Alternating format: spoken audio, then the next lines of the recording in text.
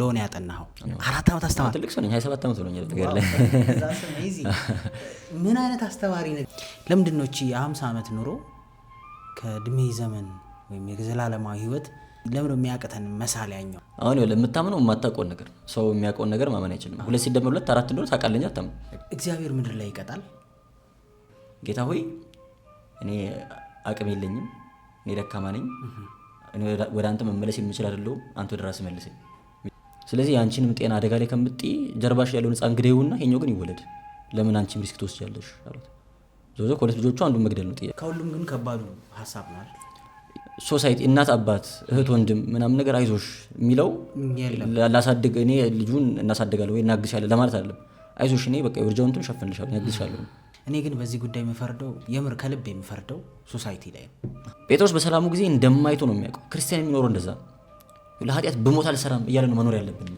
እግዚአብሔር ቢያስችለኝ እግዚአብሔር ቢያበረታኝ እንደው እግዚአብሔር አይፈተነኝ በእንደዚህ ነገር ከፈተነኝ ግን መቼም አላደርኩም ብዙ ወንዶች የሴቷ ኃጢአት አድርገው ነው ያስቡት ሰው በዝሙት ጥርቁ የማይደም በሽታ ይዟል የሚገል በሽታ በጣም ብዙ ችግር ጉዳት ነው ይገጥመዋል ይሄ አሁን ስጦታ ሊሆን አይችልም አንተ በዝሙት ወድቀ የሚገል በሽታ ሳይሆን የእግዚአብሔር አልቲሜት ስጦታ ነው የተሰጠ እግዚአብሔር ለወዳጆች የሚሰጠው ስጦታ ነው የሰጠ ሊመልስህ ሊሆን ይችላል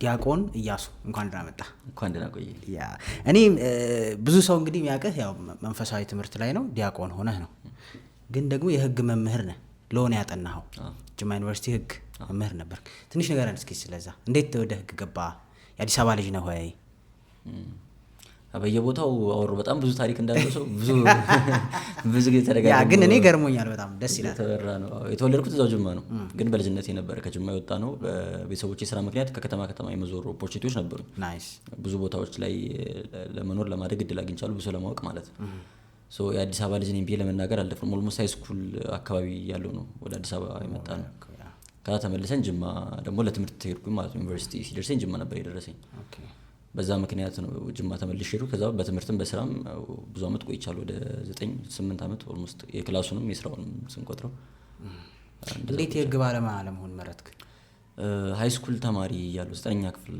ያለው ነበር የወሰንኩት ለማጥናት ኖርማሊ እንዲ ቤክሲያን አካባቢ ምናምን ስለነበረ ህይወቴ ያደኩትም ምናምን ቤክሲያን ጥሩ የሚባሉ የፖለቲካል ኤሪያዎች ላይ ወይ የስልጣን ቦታዎች ላይ ምናምን አክቹሊ ቤተክርስቲያንን የሚወዳት ቤተክርስቲያን ማገልገል የሚችሉ ሰዎች የሏትም የሚል ነገሮች ይነገሩ እንደነበር እናውቃለን ኢቭን ክርስቲያን እንኳን ቢሆን አክቹሊ ኬር የሚያደርግ ስለ ቤተክርስቲያን ኬር የሚያደርግ ለቤተክርስቲያን አክቹሊ ነገር ማድረግ የሚችል ሰው ማግኘት ከባድ ነው የሚሉ ሐሳቦች ነበሩ ከልጅነታችን ምን ሰማቸውና እነሱ ሐሳቦች ሞቲቬት ያደርጉኝ ነበር ለየገባው ወደ ፖለቲክሱ ለመጠጋት ኦኬ ሶ ፖለቲካል ኢንተረስት ስለነበረኝ ነው መንፈሳዊ ህይወትን በህጉ በደንብ ለማገዝ የሆነ ፖለቲካሊ ምንድነው ኬፓብል ሆኜ የሆነ ኃላፊነት ቦታ ይዤ ለሀገርም ለቤተክርስቲያን በእጅ ነገር መስራት መቻል አስብ ነበር ያኔ ከዛ ደግሞ እኔ አሁን እንደዚህ ህክምና ጤና ነክ ምናምን ነገሮች ብዙ ደስ አይሉኝም ይረብሹኛልና እንደዚህ አይነት ነገር መሆን እንደማልችል ሳቅ ማትስ ላይ ምናምን ላይ ጎበዝ አይደለሁም ወደ ኢንጂነሪንግ ወደ ምንም መሄድ የምችል አይነት ሰው አይደለም ይሄ ግን የሚገዛኝ አይነት ኤሪያ ነበርና ያኔ ችሎት የሚባል ድራማ ነበርኛ ልጆች ሆነን ምናምን በጣም ኢንተረስትድ ያደረገኝ ነበር እነ ጠበቃ ሙሉጌታ አይ ቲንክ እና ብዙ ጉጉት ተሰድርብኝም ስለነበረ ቤትም ስነግራቸው በጣም ስለጓጉ ከ9ኛ ክፍል ጀምሮ ቀሎ ለመግባት ነበር ያው ሎ ስኩል ይከብዳል ይሄን ይፈልጋል የሚሉ ነገሮች ስለነበሩ እነሱን አቺቭ ለማድረግ ነበር የምታገለው ከዛን ያው እንደ እግዚአብሔር ረድቶኝ ሎ ስኩል መግባት ቻልኩኝ ሎ ከገባው በኋላ በደንብ በቤተክርስቲያን ቀርቦ ለማየትም ለማወቅም እድል አገኘውና ወደ ራሴም ለመመልከት ኦፖርቹኒቲውን ሳገኝ ወደ ፖለቲካው ከመሄድ የምድራዊ መንግስት ከማገልገል ሰማያዊ ይሻላል ወደሚል ድምዳሜ መጣው ተማሪ ያለው ማለት ነው ኦኬ ሶ ድቁና የተቀበልከው ዩኒቨርሲቲ ያለህ ነው አይደለም ልጆኝ ነው 8-9 አፍላ አካባቢ ነው ኦኬ ሶ ታዲያ ላይክ እንዴት ነው ወደ ቤተክርስቲያን ማገልገሉ መጣ ያልከው ቤተክርስቲያን አገልግሎት ያው ከልጅነቴም ነበርኩበት እንዳልኩ በጣም ህፃን ሆኜ 7 ዓመት 8 ዓመት ሆኜ ሰንበት ቤት ስንዘምር ትዝ ይለኛል ያው ትምህርቱ ዕውቀቱ ኖረንም አልኖረንም ኤሪያ ላይ ነበር ቤተክርስቲያን መመላለሱ ላይ ነበርንበት ገብቶ ማገልገልና ያው ልምድ ስለሆነ በጓደኞች ስለሚሄዱ እዛ ቦታ ላይ መገኘት የተለያዩ ነገሮች ናቸው ካህናት ጋር ከዲያቆናት ጋር ነው የምንውለው። እነሱ የሚያደርጉትን ማድረግ እነሱ የሚለብሱትን መልበስ ያጓጓናል፣ እንፈልጋለን። ያ ነገር ነበር ስቦን ወደ አገልግሎት የመጣው ሰንበት ቤት ስላደኩኝ ማለት ነው። ኃላፊነቱን ተረድተን ነው ገብቶን ምናምን አይደለም። ብዙ ጊዜ ብዙ ሰው እንደዛ ነው ይመስለኛል። እና በደንብ ቤተክርስቲያን አክቹሊ ያው በደንብ ለማት ቢከብድም አሁን በማቃት ልክ ያም አሁን በማየት ልክ ለማየት እድል ያገኙት ግን ግቢ ከገባው በኋላ ነው። ኦኬ ግቢ ጉባኤ ነው። ግቢ ጉባኤ ላይ ግቢ ጉባኤ አገልግሎት ከዛን በማወዱሳን በኩል በሚሰጡ ስልጠናዎች በሚሰጡ አገልግሎቶች ምናምን የራሴንም ህይወት በደንብ ለማጤን ቤተክርስቲያንም ደግሞ ትንሹም ቢሆን ለመረዳት የኔ አገልግሎት አክቹሊ ቫልዩ እንዳለው ለማሰብ እድል ያገኙት ያን ጊዜ ይመስለኛል እንጂ አገልግሎቱ አዲስ ሆኖ አይደለም።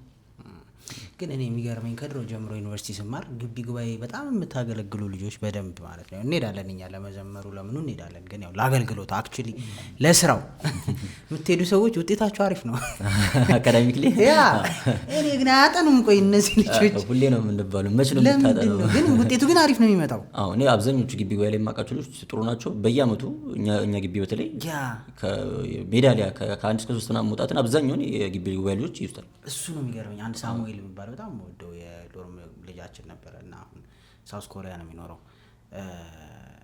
እና በቃ ውጪ ሲያገለግል ነው የሚለው። ጠዋት ሁሉ መጥቶ ሊሆን ይችላል የሚያጠናው፣ ግን ለክ ሲመጣ ውጤቱ በጣም አሪፍ ነው። አዎ ሁሌ ይነገረናል። አሁን ውጤት ጥሩ የነበረው ሰው ወይ ጥሩ መሆን የሚችል ሰው አገልግሎት በጣም የሚያገለግል ከሆነና ውጤቱ ከተበላሸ ቤተክርስቲያን ነው የምታሰደበው፣ ግቢ ጉባኤ ነው የምታሰደበው። ስለዚህ አርፋጥና ምናምን ትባላለህ። እኔ የኔ ሲኒየሮች የነበሩ በአገልግሎት የማውቃቸው ወንድሞች እናቶች እኔ መቼም በቃ ምንም እንደማላገለግል እንዲሰማኝ አድርጎ ነው ያለፉት። የእነሱን አገልግሎት ትጋት ስመለከተው እኔ መቼም አገልግያለሁ ብዬ ለመናገር አልደፍርም። ኤግዛም የሚቀጡ ልጆች ነበሩ፣ ክላስ የሚቀጡ ልጆች ነበሩ። የሆነ ነገር ኖሮ ያን ጎድሎ ለመሸፈን በጣም ትልቅ ሪስክ ነው። ሁሌ አሁን ግቢ ስንገባ የሚነገረን እዚህ ድረስ የመጣችሁት ለመማር ነው፣ ዩኒቨርሲቲ ለመማር ያ ለምንም አይደል። አገልግሎት እዛም የነበራችሁበት ቦታም አለ፣ የመጣችሁት ለመማር ነው። ፕራዮሪቲያችሁ እሱ ነው። ይሄ ግቢ አገልግሎት ደግሞ የትርፍ ጊዜ ስራ አይደለም። በቃ ሁለት ፓራላል የሆኑ ነገሮች ናቸው ለኛው። መንፈሳዊ አገልግሎት ጊዜ ስተርፍ የምታደርገው ነገር አይደለም። የህይወት አንድ አላማ ነው፣ እግዚአብሔርን ማገልገል። ያው ዲግሪ ይቀራል፣ ገብቷል፣ ውጤትም ይቀራል፣ ሁሉም ያልፋል። ሁሉም ሲያልፍ እግዚአብሔር ያልፍ፣ ግን ጥሎን ደግሞ አይጥልም። እኔ እኮ እና ሁሌ የሚነገረን አንተ የእሱን ስራ አሰራረት እግዚአብሔር ደግሞ ያንተን ስራ ይሰራል። በደንብ አይቻለሁ። ይሄን በደንብ አሳምነውናል። እኛም እኔ አሁን ዩኒቨርሲቲ ላይ ስቆይ በየሴሚስተሩ ያለው ውጤት የሚለጠፈው በጣም ሰክሰስፉል የሆንኩባቸው ሴሚስተሮች እና እኔ በጣም በቃ ውጤት ይወረደ ያልኩባቸው ሴሚስተሮችን ስመለከት ዲፍረንሱን በደንብ ያዋል። በጣም ቢዚ አገልግሎት የነበርኩባቸው ጊዜዎች ማለት በጣም ስኬታማ የነበርኩባቸው ጊዜዎች ናቸው። እና አገልግሎት ላይ ቀነስ አድርጌ በቃ ጫና አለብኝ ክላስ ላጥና ምናምን ብዬ የሚጠፋባቸው ሰሞች ማለት ደግሞ ውጤት የተበላሸባቸው ጊዜዎች ናቸው። እውነት ለመናገር የምር ምናልባት ይህንን የሚያዩ ሰዎች በደንብ ያስተውላሉ። የሆነ ግቢ እንዳልከው መንፈሳዊ ነገር ላይ በአቅማቸው ልክ ቢተጉ ልጆች እኔ ምንም ሲቀንስባቸው አላየሁም። ወደኋላ ሲል ውጤታቸው አላየሁም። እንጃ ወይ እኛ ሌላ ቦታ የምናጠፋውን ታይም ስለሚጠቀሙት ነው። አሁን ብዙ ሰው የግቢው ያሉት በጣም ጊዜ ነው የሚሻማ ይመስላል፣ ግን የጥናት ጊዜን አይደለም የሚሻማው። ሌላ ነገሮች የምታደርግ ከጓደኞች ጋር የምትወጣበት ምናምን ጊዜዎች ቀንሰ ነው የምታገለግሉ፣ የምታጠናበትን ጊዜ አይደለም። ከዛን ታይም ማኔጅመንት ጥሩ ከተማርክ ምናምን ነገር ደግሞ አሁን በጣም ስትሪክት የነበረ ስኬጁሎች የነበሩን ጊዜ አለ። አሁን በጣም ሰው አይቼ በቃ በጣም ኤክሳይትድ ሆኜ ላይፌ ላይ በጣም ስትሪክት የነበርኩባቸው። እኛ ስንማር ሎ ስኩል አሁን ካሉ ካሪኩለም ትንሽ ለየት ይላል እና 2ኛ ዓመት ዳርኪር ነበር የሚባለው። ሰከንደሪ ሎ ስኩል በጣም ብዙ ተማሪ የሚጫርበት ነው። እኛም ባች መጀመሪያ ስንገባ 85 86 ሆነን የገባ ነው። አይ ቲንክ ስንመረቅ 50 ምናምን ነበርን። ከዛን 50 ምናምን ነበርን ስንመረቅ። ከሲኒየሮቹ ደግሞ ምን ብሎ የመጡ ልጆችን ጨምሮ ወደ 60 ሰው ነው የተመረቀው። ኦልሞስት አብዛኞቹ የወጡት ልጆች የወጡት ያኔ ነው። ወይ ውጤት ተበላሽቶባቸው ወይ ትምህርቱ ከብዷቸው ተስፋ ቆርጠው ወይ ኢቨን ዲፓርትመንት ቀይረው ምናምን የወጡት 2ኛ ዓመት መጀመሪያ ወይ አጋማሽ አካባቢ። ያ ጊዜ ማለት ደግሞ እኔ በግቢው ያሉት በጣም ቢዚ ነበርኩበት ጊዜ፣ ገና አገልግሎቱን እየጀመርኩ ያለበት ጊዜ ነው። 1ኛ ዓመት ላይ በጣም አስቸጋሪ ነበርኩ። እያባበሉ እያስቸገሩ በግድ ነው የምወሰደው ምናምን። ሰከንዲር ላይ ግን ኃላፊነት ሰጡ።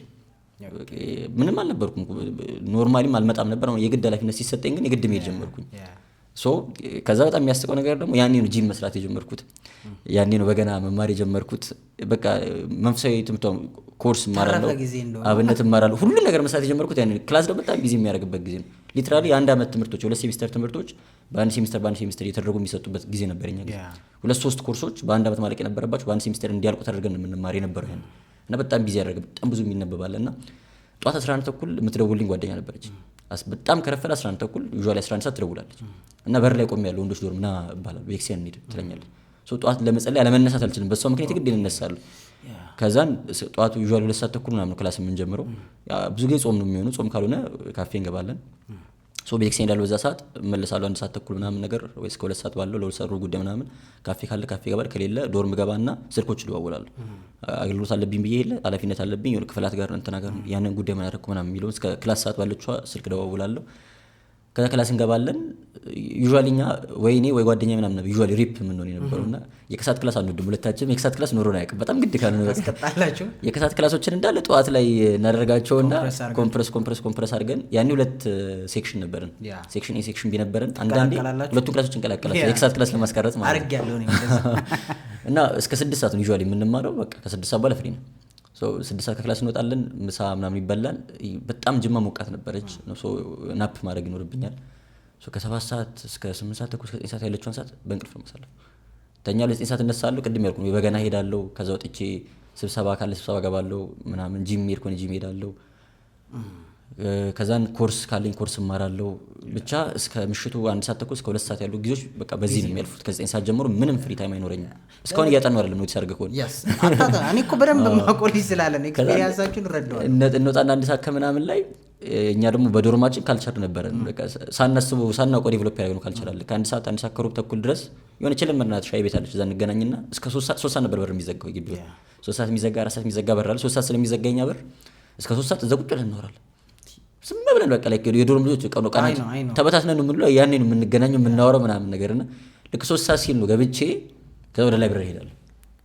እስከ 8 ሰዓት እስከ 9 ሰዓት ማመሽ አይኔ ነው። ከ11 ሰዓት ደግሞ ተመልሼ እነሳለሁ። እንደዛ ነበር ሩቲን ፎር ቬሪ ሎንግ ታይም እና በጣም አክቲቭ የነበርኩበት ጊዜ አሁን እንደዛ ነው። ጥናት ስለሚያስተምር ነው ሜቢ አይ ዶንት ኖ ብቻ for some reason ግን አንድ የተረዳሁት ነገር አሁን ላይ ወጥቼ ግን ቦይል ዳውን ሳረገው ግን አንደኛው ጭንቅላታችሁን ንጹህ ነው፣ ነፃ ይሆናል ከብዙ አነሰሰሪ ኃላፊነት ሜቢ የሆነ አለ አይደለም ለማጥናት ስትመጡ በቃ ማጥናት ብቻ ነው። ሌላ ደግሞ ያባከንኩ ጊዜ እንዳለ ስታስብ ደግሞ በጣም ፕሮዳክቲቭ ፎከስ ናችሁ። በዛ ላይ ብዙ የተሸከማችሁት እንትን የለም። አሁን ከዚህ ውጪ ደግሞ ከመንፈሳዊ ውጪ ስትሆን በጣም ብዙ ነገር ውስጥ ገባለህ። ጭንቅላት እኮ አያርፍም።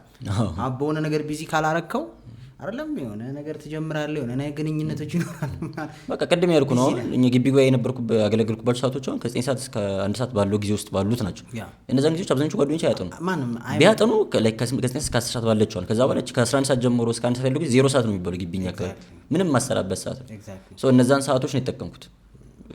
ሌላው ሰው የሚያጠናበት ሰዓት እያጠናውበት ነው። ያቺን ሰዓት ፕሮዳክቲቭ የማድረግ እና ለማድረግ ጉዳይ ነው እንጂ ብዙ የተለየ ነገር የለም። ተመረክ ከዛ ዩኒቨርሲቲ ቀረህ እዛው ወይስ እንዴት? እዛው ቀረ ነው። ማስታወቂያ ወጣ ዩኒቨርሲቲ ሌክቸረር የሚፈልግ። እኔ በጣም የመማር ፍላጎት ነበረኝ። አሁን እንዳሁኑ ትምህርት ሳይደክመኝ በፊት 30 ዓመት ሰመለኝ ፒኤችዲ እንሰራለሁ ምናምን ል ነበርና የመማር ፍላጎት ስለነበረኝ ኢሚዲየትሊ እዛ ደግሞ ሌክቸረር ከሆንክ የመማር ኦፖርቹኒቲዎችን ታገኛለህ በደንብ ወደ ውጭ ምናምን አለ። ኦፖርቹኒቲዎች በደንብ ስላሉት በዛ ምክንያት ቆየሁኝ እዛው። ጅማ ዩኒቨርሲቲ የሚሰጠው ፕሮግራም ደግሞ ጥሩ ነበረ። ማስተርስ ላይ የሚሰጠው ፕሮግራም ሌሎች ቦታዎች ላይ ለየብቻ የሚሰጡ 2 ኮርሶችን አንድ ላይ ይሰጣል። በሁለት ኮርሶች ነው ስፔሻላይዝ አድርገህ የምትወጣው። በሁማኒታሪያን በሂውማን ራይትስ ሎው እና ኢንተርናሽናል ክሪሚናል ሎው በሁለት ኮርሶች ነው ማስተርስ ለመስራት እድል ያገኘሁት። ሰርቻለሁ። እዛ ቆየሁኝ። እንግዲህ ትምህርት እየደከመኝ የመጣው ምን ስንት ዓመት አስተማርክ ማለት ነው? ወደ 4 ዓመት ሆነኝ። 4 ዓመት አስተማርክ? ትልቅ ሰው ነኝ። 27 ዓመት ሆነኛል ነገር ላይ። ምን አይነት አስተማሪ ነህ? እኔ እንጃ። እኔ አሁን ኃይለኛ አይደለም እውነት ለመናገር ኃይለኛ አይደለም። ተማሪዎቼ ሙድ ይዙብኛል። እንዳልኩ ጩጬ ነኝ። ፊዚካሊም ትንሽ ስለሆንኩኝ ብዙ ለመቀራረብ ከበድ አይነት ሰው ነኝ ብዬ አላስብም። ከዛም ቤተክርስቲያንም ስለሚያገኙኝ ደግሞ ልጆቹ እሱ ባይሆን እንትን ይላል ከባድ የሚያደርገው አይመስለኝም። እና እያሱ ሎ ሰብኮን ወጣ ምናምን ነገር ተብሎ ሙድ ይያዝብኛል። ሎ ሰብኮን ወጣ ሎ አስተምሮ ሲሆን ሰብኮን ወጣ ስብከት ለምን ሎ ሰብኮን አሁን ይገባኝ እያሉ ሙድ ይዙብኛል ምናምን። ግን ክላስ ውስጥ እኔ በማስተማር ወዳለሁ። as much as I could የሆነ በተቻለኝ አቅም ቀለል አድርጌ ነገሮችን ዴሊቨር ለማድረግ ሞክራለሁ። የሚለግም ተማሪ አልወድም፣ ግን ለራሱ ነው የሚማሩ። ግዴታ ወይ ስኩሉ ሲጠይቅ ወይ ደግሞ ለኢቫሉዌሽን ምናምን የሚያስፈልገኝ ካልሆነ በቀር አቴንዳንስ ሁሉ አልይዝም። ከያዝኩም በቃ ኢቫሉዌሽን ላይ የሆነ ነገር ለማድረግ እንዲመች ምናምን ነው። በጣም ተማሪ እንዲያነብ ቼክ እንዲያደርግ ምናምን እፈልጋለሁ። ስለ ሎ ስኩል በጣም ንባብ ይፈልጋል። ሽምደዳ አይደለም። ብዙ ሽምደዳ ይመስላል መሸምደድ ምናምን አይደለም። አክቹዋሊ መረዳት ማወቅን ይፈልጋል እና ህግ አይደል እንደውም ዘሞስት በደንብ መረዳት አለበት በተለያየ አንግል። ሰው አንቀጽ ምናምን መሸምደድ ይመስላል። ፈተና ስንገባ ህጉን ይዘን ነው የምንገባው። ተሰጥቶን ዶክመንቱን ይዘን ነው የምንገባው። ኮዱ ኮንስቲቱሽን ከሆነ የምትፈተነው ኮንስቲቱሽኑ ይዘን ነው የምንገባው። ችግር የለውም በኋላ ማትከለከለም። መሸምደድ ምናምን አይጠበቅብም ላይፍ ላይ አፕላይ የምታደርገው ሸምደደ ስላልሆነ። ግን እያንዳንዱ አንቀጽ እቺ ምን ማለት ናት እና መቼ ነው ላይክ ኢንተርፕሪቴሽን ማለት ነው። ኢንተርፕሪቴሽን እና አፕሊኬሽን የምንማረው መተርጎምና አፕላይ ማድረግ ልክ መጽሐፍ ቅዱስ እንደምትማሩ ይሄ ቃል ምን ማለት ነው። መጽሐፍ ቅዱስ ጥቅስ ለመሸመደድ አትባልም። ግን ምን ማለት ነው የትኛው ህይወቴ ክፍል ላይ ነው አፕላይ የማደርገው። በቃ ህግ ትምህርት በተለያየ መንገድም ሲመጣ ደግሞ እንዴት ነው አንደርስታንድ ካልኩ በየትኛው አቅጣጫ ይመጣ ነው ሀው ቱ ሃንድል ኢት እንደዛ ነው። ሰው ንባብ ይፈልጋል። ሎ ስኩል እንዲያነቡ እንዲሞክሩ እፈልጋለሁ። ከዛ ያለፈ በጣም ከባድ አስተማሪ ነኝ ብዬ አላምንም። እውነት ለመናገር ኢንትረስቲንግ ነው ግን አይደል? በጣም እኔ በጣም እንዲህ ሳስበው አልተማርኩም፣ ግን ኢኮኖሚክስ እና ሎ በጣም ኢንትረስቲንግ ናቸው። ኢኮኖሚክስን በተወሰነ መልኩ አውቃለሁ። ኢኮኖሚክስ መማር ፈልግ ነው። ሎ ባላጠና ፕሮባብሊ ኢኮኖሚክስ ነበር ማለት ነው። እና ሎ በጣም ኢንትረስቲንግ ነው ለኔ። በጣም ነው ወድጄ ነው የተማርኩት።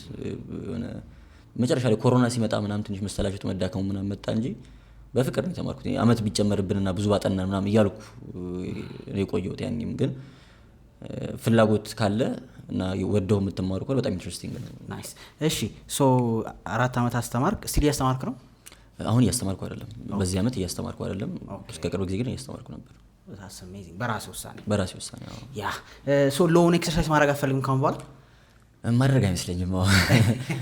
እንትን ሞሮፋውን ልብ ያለው ቤተክርስቲያን አገልግሎት ላይ ነው እና በነፃነት ማገልገሉን ፈልጓል። ነፃነት ስለሚከለክል አይደለም። አሁን ብዙ ሰው እንደሚያስበው በጣም ባያዝድ ኦፖርቹኒቲዎች አሉት። ባያዝድ ደግሞ ግን ሎ ብቻ ለምሱ ሁሉም ሙያ ላይ ነው። አሁን እንዲህ ሰው አሁን መንፈሳዊ ነገር እያገለገልክ እንዴት ነው ጠበቃ የምትሆነው ምናምን። ጥብቅና ማለት ወንጀለኛ ነፃ ማውጣት ማለት አይደለም ወይ ሰው የሰራውን አልሰራም ብለህ መከራከር ብቻ አይደለም። አንድ ሁለተኛ ዲስክሬሽን አለ መምራት ትችላለህ። የምትይዘውን ኬዝ የማትይዘውን ኬዝ ምናምን። ግን ትልቁ አሁን በጣም ወንጀል ለሰራ ሰው ጠበቃ ሁን ብባል ደስ እያለኝ ይሆናል። ሰዎች መሆን የለባቸውም የሚል እምነት የለኝም። ምክንያቱም ነፃ እንዳወጣው ብቻ አይደለም ህጉ እኔን እዛ ጋር አንተ ጠበቃ ማቆምባችን መንግስት በራሱ ውጪ ጠበቃ ያቆምላል።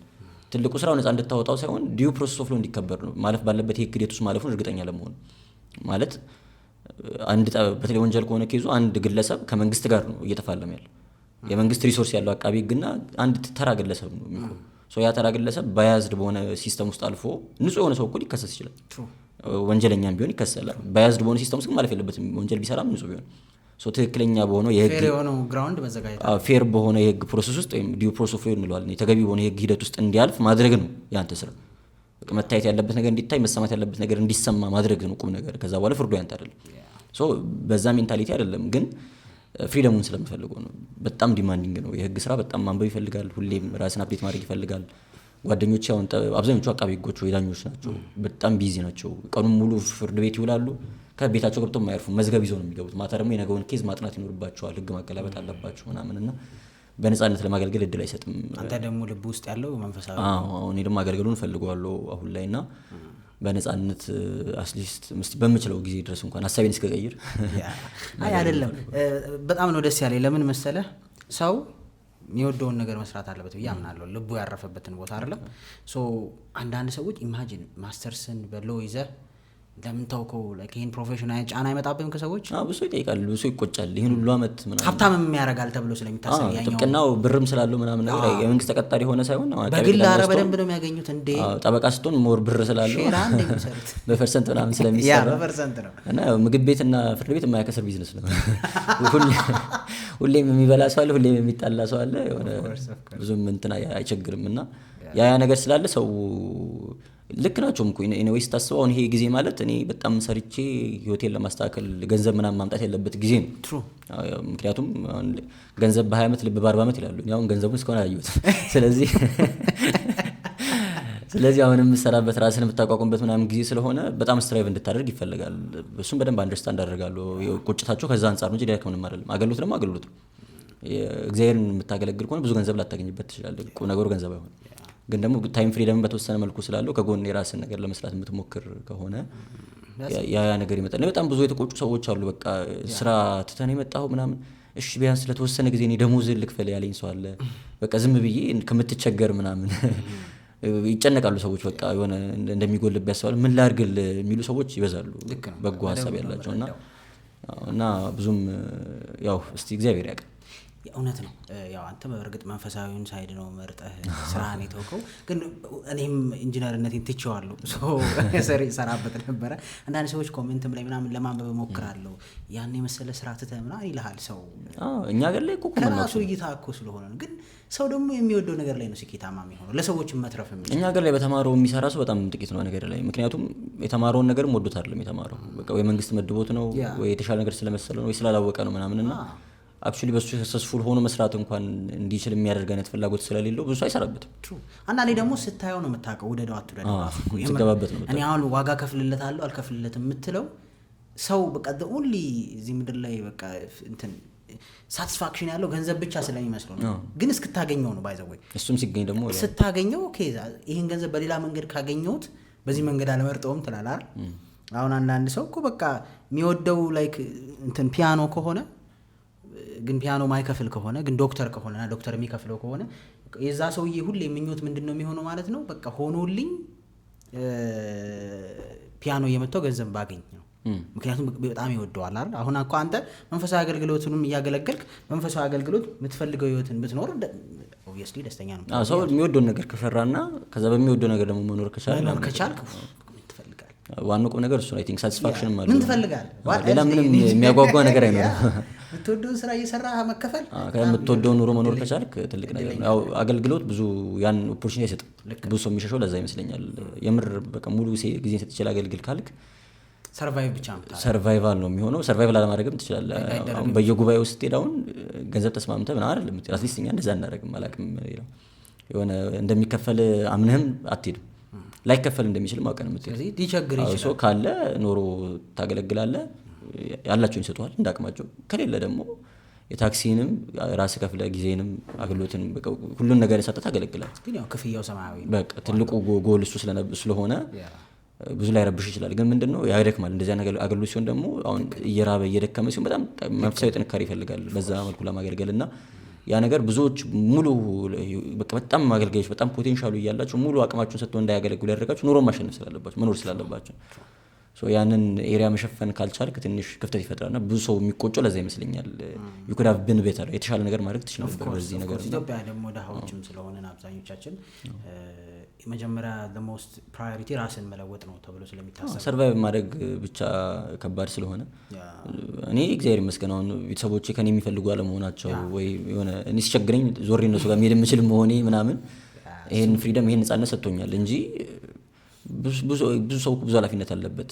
ከኔ እኩል ተምሮ ወጥቶ ከኔ በላይ ሪስፖንሲቢሊቲ ያለበት እናት አባቱን ማስተዳደር ያለበት ወንድሞችን የሚያስተምር ያለበት ሰው አለ። ሶ ኢንተረስቲን ፓሽን ምናምን አትልም። በቃ ያንን ብር የሚሰጥን ማንኛው ነገር ከማድረግ ወደ ኋላ አትልም። ግን ስቲል ደግሞ ትፈልገዋለህ። ውስጥ ፍላጎቱ አለ። ግን እኔ ሁሌም ለሌሎችም የምለው ምክንያቱም አንተ መንፈሳዊ ላይ ዓለማዊ ትምህርት ላይ በደንብ ስለገፋህበት በደንብ ምን ያህል ጠቅሞሃል?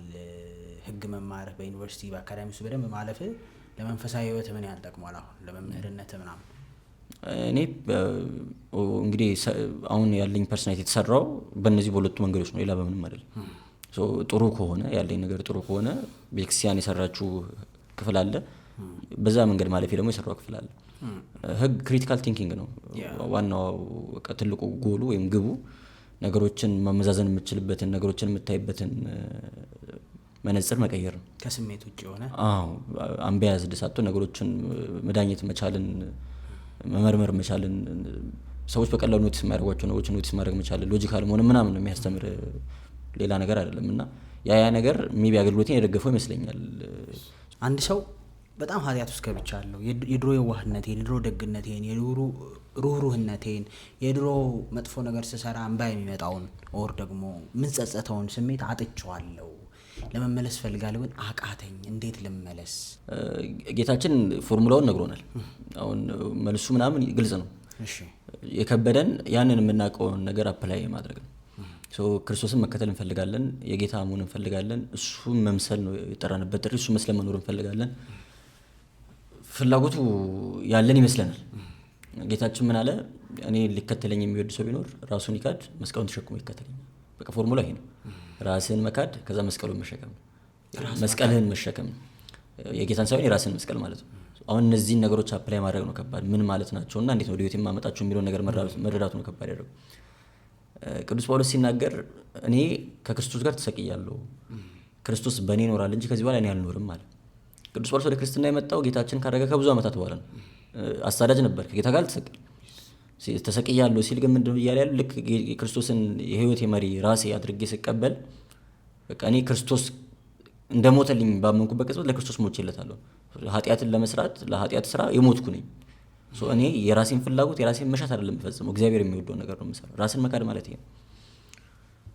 ለአንተ የሚጠቅምህን ለአንተ የሚበጅህን ነገሮች ብለህ የምታስባቸው ነገሮች አሉ። በቃ ይሄ ይጠቅመኛል፣ ይሄን ነው የምወደው፣ ይሄን ነው ደስ የሚያሰኝ ብለህ የምታስበው ነገር አለ። ያ ነገር ኢን ኤ ዌይ ከእግዚአብሔር መንገድ እንደሚወጣ ደግሞ ታውቃለህ። አሁን ምርጫ መምረጥ አለብህ። አሁን እግዚአብሔር የሚከብርበትን ነገር ልስራ ወይስ ፓሽኔን ልቤን ምናምን ልከተል፣ ደስ የሚለኝ ነገር ላድርግ የሚል ጥያቄ አለ። ዓለምን እንደዚህ የምንወዳት ልክ ለራስህ ደስ የሚያሰኝን ነገር ስትመርጥ ራስን እየከዳህ አይደለም፣ እግዚአብሔር ነው እየተወክ ያለው። ያ ነገር ከእግዚአብሔር እንደሚለይ ስለምታውቅ ማለት ነው። ይሄን ነገር ምንም ያክል በወደውም ከእግዚአብሔር ግን ያርቀኛል፣ እግዚአብሔር ይሻለኛል ስትል ራስን መክዳት ማለት እሱ ነው። የራስን ፍላጎቶች መክዳት። ለራስህ እግዚአብሔር እንዲከብርበት ኑሮህን መብላትም ቢሆን መጠጣትም ቢሆን የምታደርጉትን ማንኛውንም ነገር ለእግዚአብሔር ክብር አድርጉት አለ ቅዱስ ጳውሎስ። እግዚአብሔር እንዲከብርበት አድርጉት ምንም ነገር ማለት ነው። እኛ እንኳን ምግባችን ጾማችን እግዚአብሔር የሚከብርበት አይደለም፣ ለእግዚአብሔር አስበን የምናደርገው ይሆን አይደለም። ራስን መክዳት ማለት የራስን ፍላጎት የራስን መሻት የራስን እንደሚባለው በጣም ወደዋል ብለህ የምታስበውን ነገር ለእግዚአብሔር ፈቃድ ማስገዛት መቻል ማለት ነው። እኔ እግዚአብሔር አይወደውም ይቅርብኝ ማለት መቻል ራስን መክዳት ማለት ነው። ራስን ስትከዳ ደግሞ ቀላል አይደለም። መስቀል አለው፣ መከራ አለው፣ ህመም አለው፣ ፔን አለው። አንተ የምትሰራበት መስሪያ ቤት ላይ አብረው የሚሰሩ ሰዎች ህጋዊ ያልሆነ ትክክለኛ ያልሆነ ነገር እየሰሩ ብዙ ብር እያገኙ አሁን ጥሩ መኪና እየነዱ ነው። አሁን አግብተው ወልደው መኖር የሚችሉበት ደረጃ ላይ እየደረሱ ነው። ህይወታቸው እየተስተካከለ ይመስላል። ጥሩ ገንዘብ ጥሩ ኑሮ አላቸው። አንተ ደግሞ እግዚአብሔር አይወደውም ብለህ እነሱ የሚሰሩትን ስራ ስላልሰራ እነሱ የሚያገኙት አይነት ገንዘብ እነሱ የሚያገኙት አይነት ምቾት የለህም። ምቾት ብቻ ሳይሆን ሰርቫይቭ ማድረግ ላይ ኑሮ ይከብዳል። አብሮ እኩያ በጣም ደስ ብሎት እየኖረ አንተ በጣም ብዙ ነገር ጎድሎበት እኖራለህ። የአንተ ቤር ሚኒመም ሆነ ማነው የሰውየው ቤር ሚኒመም ተራ ብሎ የሚያስበው ነገር ለአንተ ሌግዠሪ ሊሆን ይችላል። ያ ነገር ስታየው ቀላል አይደለም። በጣም ፈተና አለው፣ ህመምም አለው፣ ያበሽቃል። እግዚአብሔር እኔ ለኔ ዝም ቢል እኔ እንደዚህ ለሱ ታምኜ እኔ ሳይሳካልኝ እሱን የሚያስቀይም ነገር የሚሰራ ሰው እንደዚህ በቃ ትፈተናለህ። በጣም መስቀል ማለት እሱ ነው። አያውን ያንተ ያ እዛ ቦታ ላይ ያለው ሰው የሚሸከመው መስቀሉ እሱ ነው ማለት ነው። ገብቶሃል አይደለ? ክርስቶስ ንጹህ ነው፣ አልበደለም። የበደሉት ያጠፉት ሰዎች ይሰቀል ብሎ ፈርዶበት ያላጠፋው እሱ እየተሰቀለ ወደ ከተገረፈ በኋላ ወደ ተራራው ወደ መስቀሉ ሲወጣ ወደ ተራራው ሲሄድ መስቀሉን ተሸክሞ ነው ይሄዳል። ያንገበግባል እኮ ከፍታ አንፃር ስታየው ንጹህ ነው መስቀሉ የተሸከመው። መሰቀል የነበረበት ሰውዬ ደግሞ እየፈረደ ነው። ገብቶ ያንገበግባል፣ ያማል። ቀላል አይደለም። ኢትስ ናት ኢዚ ቱ ዱ። ኮንሱም ማድረግ ይከብዳል። በቃ መስቀልን ተሸከመ ተከተለኝ ማለት እሱ። የራስን መስቀል የምትሸከመው የመረጥከው ምርጫ ቀላል ስላልሆነ ፌር አይደለም ማለት ነው። በቃ ፌር አይደለም። እዚህ ዓለም ላይ የምንኖረው ኑሮ ፌር ሆኖ ያቀብል ወደፊትም ይሆናል ብዬ አላስብም። ያንተ ሜንታሊቲ እኔ የምኖረው እዚህ ምድር ላይ በጣም ለተወሰነ ጊዜ ነው። እዚህ ምድር ላይ እንግዳ ነኝ፣ መጻተኛ ነኝ። መጽሐፍ ቅዱስ የሚነግረን እሱ ነው። እንግዶች ናቸው፣ መጻተኞች ናቸው፣ አልፋለሁ። ዛሬ የምሰራውን እያንዳንዱን ነገር አብዛኛው ያው በተለይ ማቴሪያል የሆነው ነገር ሁሉ ጥዮ ነው የሚሄደው። ዳዝም ማተር ሀብታምም በሆን ደሃም በሆን ቁም ነገር አይደለም፣ ጥዮ ነው የሚሄደው።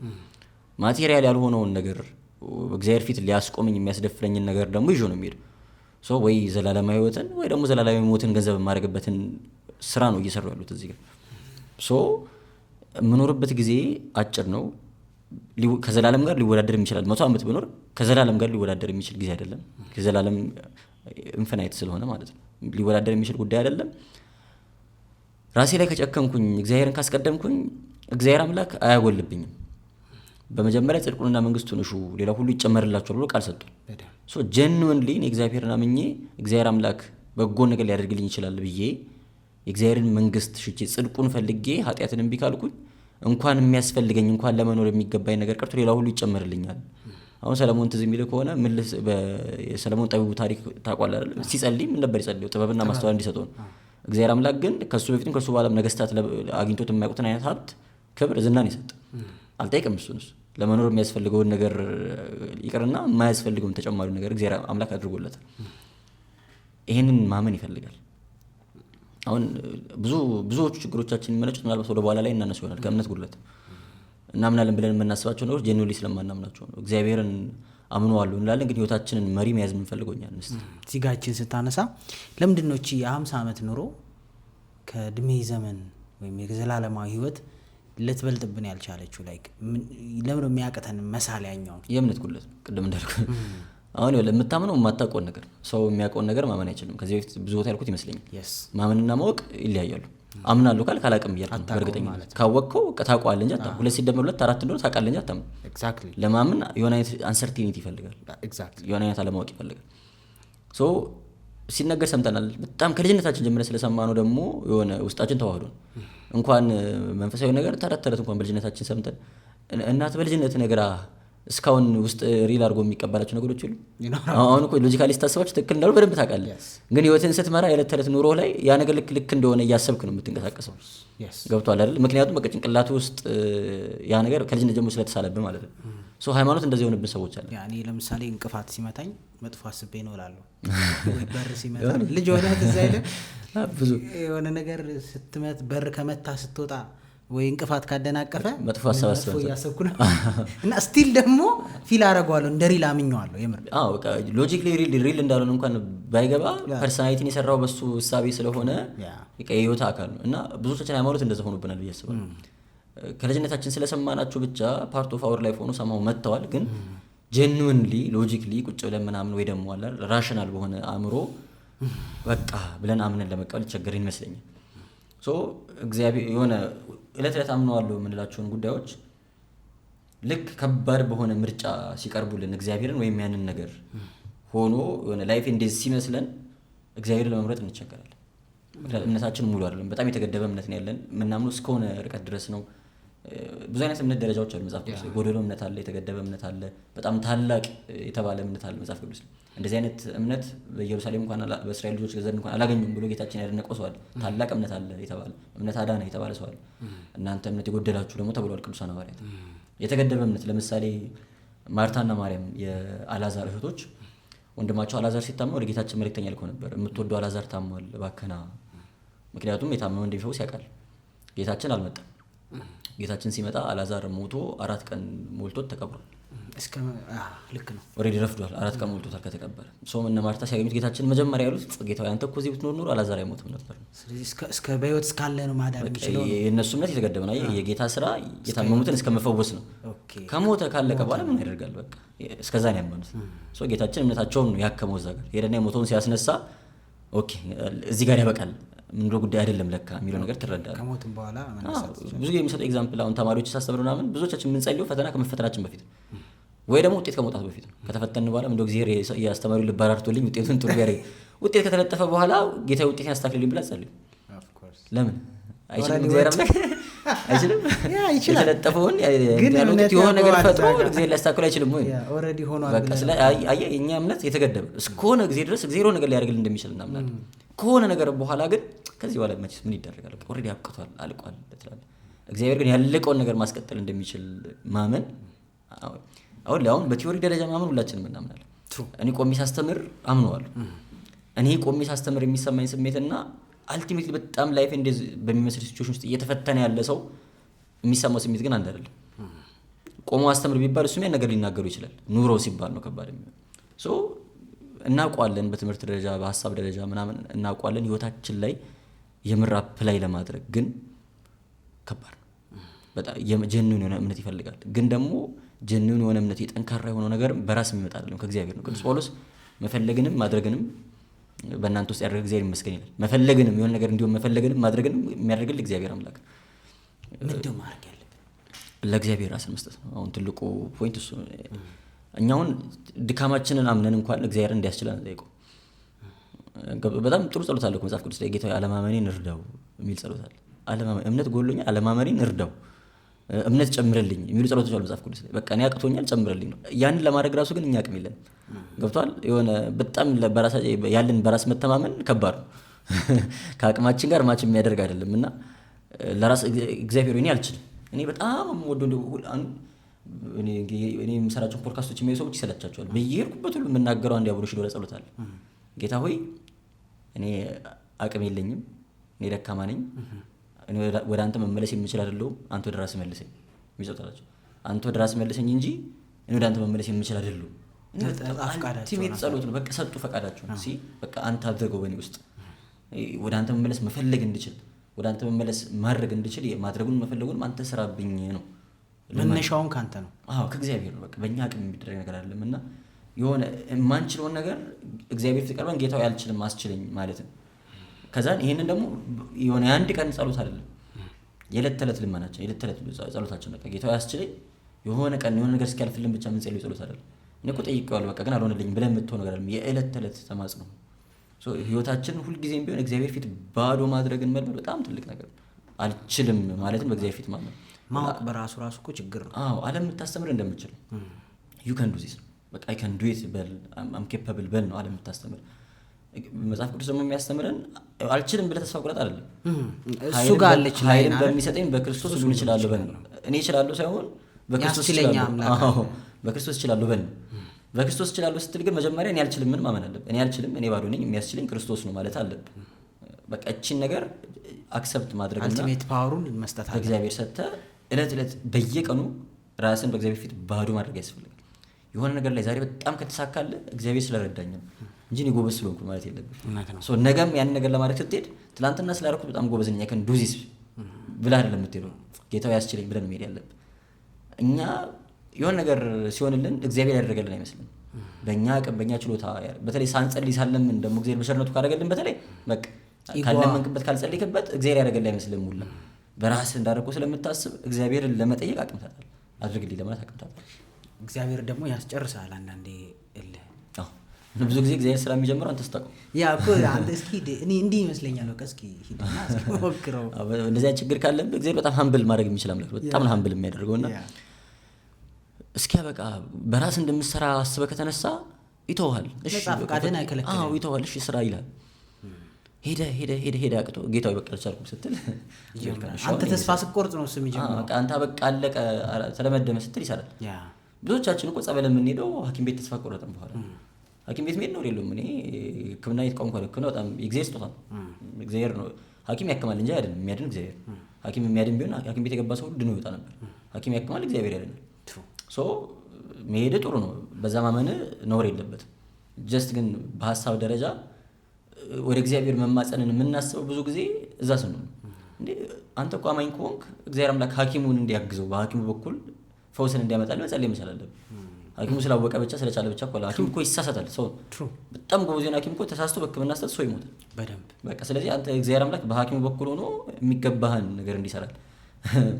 የሆነ ጊዜ የሆነ ቤተክርስቲያን ላይ ያገለገልን ቦታው በጣም በተአምር በፈውስ ነው የሚታወቅ፣ ሰዎች መጥተው ተጠምቀው የሚድኑበት ቦታ ነው እና የሚያስተምሩት አባት ምን አሉ፣ እዚህ ስትመጡ መድኃኒታችሁን አትጣሉ፣ መድኃኒታችሁን ጥላችሁ ምናምን አይደለም የምትጠመቁት፣ መድኃኒታችሁን በታዘላችሁ መንገድ ዋጡ፣ ጸበሉንም ግን ተጠመቁ፣ ጸሎታችሁን ጸልዩ፣ ቅዱስ ቁርባን ተቀበሉ፣ መድኃኒት ግን እንዳታቆሙ ብሎ አስተማሩ። በጣም ብዙ ግራ ገቡ፣ እንዴት ምናምን እና መጨረሻ ላይ ከአውደ ምሕረት ስንወርድ የሆነ ሰው መጣና በምን አውቃለሁ አለ። አሁን የዳንኩት በመድኃኒቱ ይሁን በጸበሉ በምን አውቃለሁ? እንዴት ነው እግዚአብሔርን ማመስገን የምችለው? በኋላ ስለቴ እንዴት አስገባሉ ነው ያሳስበው ማለት ነው። በመድኃኒትም እኮ ግን የሚያድን እግዚአብሔር ነው። ሰው መድኃኒት ስለዋጠ ብቻ እኮ አይደለም፣ ሰው የታከመ ይሞታል። ቆጮ ማለት ነው። መድኃኒቱንም አትተው ጸበሉን አትተው ሲባል ጸበሉ ያድነኝ መድኃኒቱ ያድነኝ በምን አውቃለሁ የሚለው በጣም ያሳስበው። ግን በመድኃኒት ውስጥ እግዚአብሔር እንደሌለ ነው የሚያስበው። በመድኃኒቱም እግዚአብሔር እንደሚያድን ማመን አለብህ። ገብቷል? በመድኃኒቱ በኩል የሚያድን እግዚአብሔር ነው። መድኃኒት የወሰደ ሰው ሁሉ አይድንም። እግዚአብሔር የፈቀደለት ሰው ነው የሚድነው። የታከመ ሰው ሁሉ አይድንም። ጥሩ ሐኪም ያገኘ ሰው ሁሉ አይድንም። በጣም ብዙ ሰዎችን ገንዘብ አዋጥተን ውጭ ሀገር ልከን አስክሬናቸው ተመልሶ መጥቷል። ገብቷል? ቁም ነገሩ የሐኪሙ ችሎታ የቴክኖሎጂን መላቅ ምናምን ብቻ አይደለም፣ በሁሉም ውስጥ የሚሰራው እግዚአብሔር። እኔ አሁን በመድኃኒቱ የዳንኩት ብዬ ነው ማምነው ወይስ በጸበል? አይ እግዚአብሔር ያዳነኝ ብለህ ነው የምታምነው። በየትኛው መንገድ የትኛውም ሲቹዌሽን ቤትም ቁጭ ምንም ሳትታከም ሳትጠመቅም እግዚአብሔር ይፈውሳል። በሁሉም መንገድ ያዳነ እግዚአብሔር። እግዚአብሔርን ለማመስገን የግድ የተለየ ተአምራዊ የሆነ መንገድ አያስፈልግም። በተአምር መዳን የለብህም። ገብቶሃል አይደል? በትንሹ አንተ አቋል በምትሉ መንገድ ስትድን ያዳነ እግዚአብሔር ነው እና እንደዚህ አይነት ኮንፊውዥን ውስጥ መግባት የለብንም ነው ፖይንቱ። ዞሮ ዞሮ የተነሳንበት ሀሳብ በጣም እየሰፋና እየራቅን እንዳንሄድ መጨከንም በራሳችን ላይ መፍረድም የከበደን አንደኛ ቀላል ስላልሆነ ነው። ቀላል ቢሆን ሁሉም ሰው ያደርገዋል። መስቀል መሸከም ቀላል ነገር አይደለም። ሁሉም ሰው የራሱ መስቀል አለው። ያንተ ሸክም ከኔ ሸክም ይለያል። ግን መጽሐፍ ቅዱስ ያረጋገጠልን እግዚአብሔር አምላክ ቃል የገባልን ነገር ቢኖር አንተ የምትሸከመው በአቅም ልክ ነው፣ የምትሸከመው በአቅም ልክ ነው። መሸከም ከምችለው በላይ የሚገለኝን ሸክም እግዚአብሔር አምላክ አይሰጠኝም፣ የሚያጠፋኝን ሸክም አይሰጠኝም። ከእያንዳንዱ ሸክሜ ጋር ከእያንዳንዱ ፈተና ጋር መውጫውን አብሮ ሰጥቶኛል። ሁላችንም የራሳችን ሸክም አለብን፣ የራሳችን ፔን፣ የራሳችን መስቀል አለን። ያንን ነገር ብንተው፣ ያንን መስቀል ብናራግፈው ህይወታችን እንደሚቀል እርግጠኛ ሆነን ይህን ነገር ከህይወቴ ባወጣው ይህን አላደርግም ብል ኢዚ ዌይ አውት ብጠቀም ህይወቴ በጣም እንደሚቀል እርግጠኛ ሆኜ ግን እግዚአብሔር ስለሚወደው ብቻ እና ከእግዚአብሔር ዘንድ ዋጋ ስለማገኝበት ብቻ መርጬ የምቀበለው መከራ ነው የኔ መስቀል ማለት ነው። የኔ መስቀል አሁን ስለ ትዳርም ስለምንም ሲወራ ትልቁም ነገር እሱ እግዚአብሔር አምላክ ባሎችን ያዘዘው ጌታ ቤተክርስቲያን እንደወደደ ወደዷት ሚስትህን ብሎ ነው። ሚስትህን መውደድ ያለብህ ክርስቶስ ቤተክርስቲያን እንደወደዳት አድርገህ ነው። አሁን በጣም ከባድ ጥያቄ ነው። ምክንያቱም ክርስቶስ እኛን እየወደድነው አይደል? እየሰቀል ነው። በየቀኑ እኮ ቺት እያደረግንበት ነው። ሊትራሊ በየቀኑ ኃጢአት ስትሰራ እኮ እየካድኩ ነው። ምንም እያደረኩ አይደል? እሱ እስራኤል በእግዚአብሔር ላይ ባመፁ ጊዜ እስራኤል ከድንጋይና ከእንጨት ጋር አመነዘረችብኝ ነው ያለው እግዚአብሔር። እስራኤል ከዳተኛይቱ ይሁዳ ከእንጨትና ከድንጋይ ጋር አመነዘሩብኝ። ገብቷል? ለእግዚአብሔር ማድረግ የነበረብን ነገር ሌላ ነገር ስታደርገው ለእግዚአብሔር መገዛት ኖሮብን ሌላ ፈቃድ ስትገዛ እግዚአብሔር ላይ እያመነዘርክበት በየቀኑ ቺት እያደረግን በዕለት ዕለት እየበደል ነው። እግዚአብሔር አምላክ እኛን ከመማር ግን ወደኋላ አላለም። እኛ እያስቀየም ነው፣ እኛ እያሳመም ነው፣ እኛ እያቆሰል ነው፣ መስቀል ላይ እየቸነከር ነው፣ እየተፋንበት ነው የወደደን ጌታ። ሚስትን ለመውደድ በጣም በምትመችበት ጊዜ ብቻ ለምትወዳት ማለት ነው። ለመውደድ ቀላል በሆነ ቀንማ መውደድ ቀላል። ሁሉም ሰው የሚወደድ ሰው ይችላል አይደል? ኤግዛክትሊ። የሚወደድ ሰው ሁላችንም እንወዳለን። የሚወደድ ሰው ማን ይጣላል? ለመውደድ ቀላል የሆነ ሰው በፍቅር እንወዳለን ሁላችንም። ለመውደድ ከባድ ሲሆን ትወዳታለህ ወይ ነው ጥያቄ። ዛት ኢዝ ሪል ላቭ። ክርስቶስ እንደወደደን አድርጎ መውደድ መቻል ማለት ሰዎችን ለመውደድ በሚከብድበት ሁኔታ ላይ በሚከብድበት ሰዓት ላይ ሆነ መውደድ መቻል። ካንተ ፈቃድ ውጭ ሆነ ሁሉ መቀበል ይችላል። ያኔ ብታዋት ህይወት ሊቀል ይችላል። በጣም የምትታመም ሚስት ልኖር ትችላለች። እለት በጣም የምትታመም በቃ እሷን ማሳከሙ እሷን ማስታመሙ ከብዶ ሊሆን ይችላል። በጣም ጣጣው ብዙ የሆነ ልጅ ሊኖር ይችላል። ህይወትን የሚያመሳቅል እድሜ ልክን የለፋበትን ሀብትን ዜሮ የምታደርግበት አይነት ቤተሰብ ወይ ወዳጅ ሊኖር ይችላል። ያንን ሰው ፊትን ብታዞርበትና በቃ እኔ ያቅሜ ሞክሬ ምን አገባኝ ብለህ ዞር ብትል ህይወት ይቀል። እለት ለዛ ሰው የምታወጣውን ወጪ አታወጣም። እለት ያለ እንቅልፍ አታድርም። ያንን ሰው ለማስታም አትደክምም። ኢን ኤ ዌይ ህይወት ይቀል። እግዚአብሔር የሚወደው ግን እሱ አይደል። ስለዚህ ህይወቴ የሚያቀል ቢመስለኝም እንኳን እግዚአብሔር የሚወደውን እኔ የምከብርበትን በእግዚአብሔር ዋጋ የማገኝበትን ነገር ላድርግ ብለህ ከባድ የሆነ ነገር መርጠህ እለት እየታመምክ እየከበደ እየተጨነቅ ያን ነገር ስታደርገው መስቀልን መሸከም ማለት እሱ በዙሪያ ያሉትን ይሳካላቸውን እያንዳንዱ ሰዎች እያየ እግዚአብሔር የሚወደው ይሄን አይደለም፣ እግዚአብሔር በሚወደው መንገድ ይላል፣ እግዚአብሔር የወደው ነገር ያድርግልኝ ብለህ ከባዱን ፓስ ስትመርጥ ጓደኞች በጣም በቀላሉ የሚያደርጉትን ነገር ማድረግ ህልም እየሆነብህ እግዚአብሔርን ስትመርጥ መስቀልን መሸከም ማለት ነው። ኢትስ ኤ ማተር ኦፍ ቾይስ ማለት ነው። ምርጫ በጣም ከባድ ነው። እግዚአብሔር ምድር ላይ ይቀጣል። እንዴት ማለት? ማለቴ አንዳንዴ ሰዎች በቃ ንስሐ ከገባ እግዚአብሔር ይቅር ባይ ነው። ስለዚህ በቃ ለሰራኸው ክፉ ስራም ወር ላጠፋኸው መስመር ለሳትከው ሁሉ ነገር በቃ ይቅር ተብለሃል። ከዛ በኋላ ምንም ኮንሲኩዌንስ የለውም ያ ነገር። ምድራዊ ኮንሲኩዌንስ ማለት ንስሐ ከገባህ በቃ ምድራዊም ሰማያዊም ኮንሲኩዌንሱ ጠፍቷል ያ ነገር ማለት ነው። እሺ እንትን ነው ኦርቶዶክሳዊ እንደመሆናችን አንዱ ምንድነው መርሃችን ምንድነው እግዚአብሔር እንደዚህ ነው ብሎ የመናገር መብት የለም። እግዚአብሔር መርምረን የምናውቀው አምላክ አይደለም። እግዚአብሔርን ሲሰራባቸው ያየናቸው በጣም ብዙ መንገዶች አሉ። በብዙ መንገዶች ሊሰራ እንደሚችል እናውቃለን። ግን አፋችንን ሞልተን እያንዳንዱ ሰው ላይ በቃ እግዚአብሔር እንደዚህ ያደርጋል እንደዚህ አያደርግም በዚህ ይገባል በዚህ ይወጣል ብሎ የመናገር መብት የለም። እግዚአብሔር እንደዛ የምናገረው አምላክ አይደለም፣ አናውቀው። ስለ እግዚአብሔር የምናውቀው ነገር በጣም በእኛ ቅብል በጣም ሊሚትድ። ግን ደግሞ ሁለቱም ትምህርት መጽሐፍ ቅዱስ ላይ አለ። መጽሐፍ ቅዱስ እንደነገረን እግዚአብሔር አምላክ እንደ ደም የቀላ ኃጢአታችን እንደ ባዘቶ ሊያጠራው ንጹህ ሊያደርገው የታመነ አምላክ ነው። ይህንን ሲያደርግ ምንም አይነት ኮንሲኩዌንስ የለውም ወይ ብለን ግን መናገር አንችልም። በብሉይም በሐዲስም ብዙ የምንወስዳቸው ሀሳቦች ስላሉ ለምሳሌ በብሉይ ኪዳን መዝሙረኛው ዳዊት ቤርሳቤህ ከምትባል ሴት ጋር ዝሙት ፈጽሟል። ኦሪዮን የሚባል ባል ያላት ከዛን መጽነሷን ማረገዟን ሲሰማ ከባሏ ጸነሰች እንዲባል ባሏን ከጦር ሜዳ አስጠርቶ ወደ ቤቱ እንዲያደር ወደ ቤቱ እንዲገባ መጽሐፍ ቅዱስ ነገር ታሪኩ ሁላችንም ስለምናውቀው፣ ግን ኦሪዮ አላደረገውም ብሎ ባስቸገረ ጊዜ እንዲገደል ነው ያደረገው። በጦር ሜዳ እንዲሞት ተደረገ። አሁን ከመዝሙረኛው ዳዊት የምትጠብቁ አይነት አይደለም አይደል?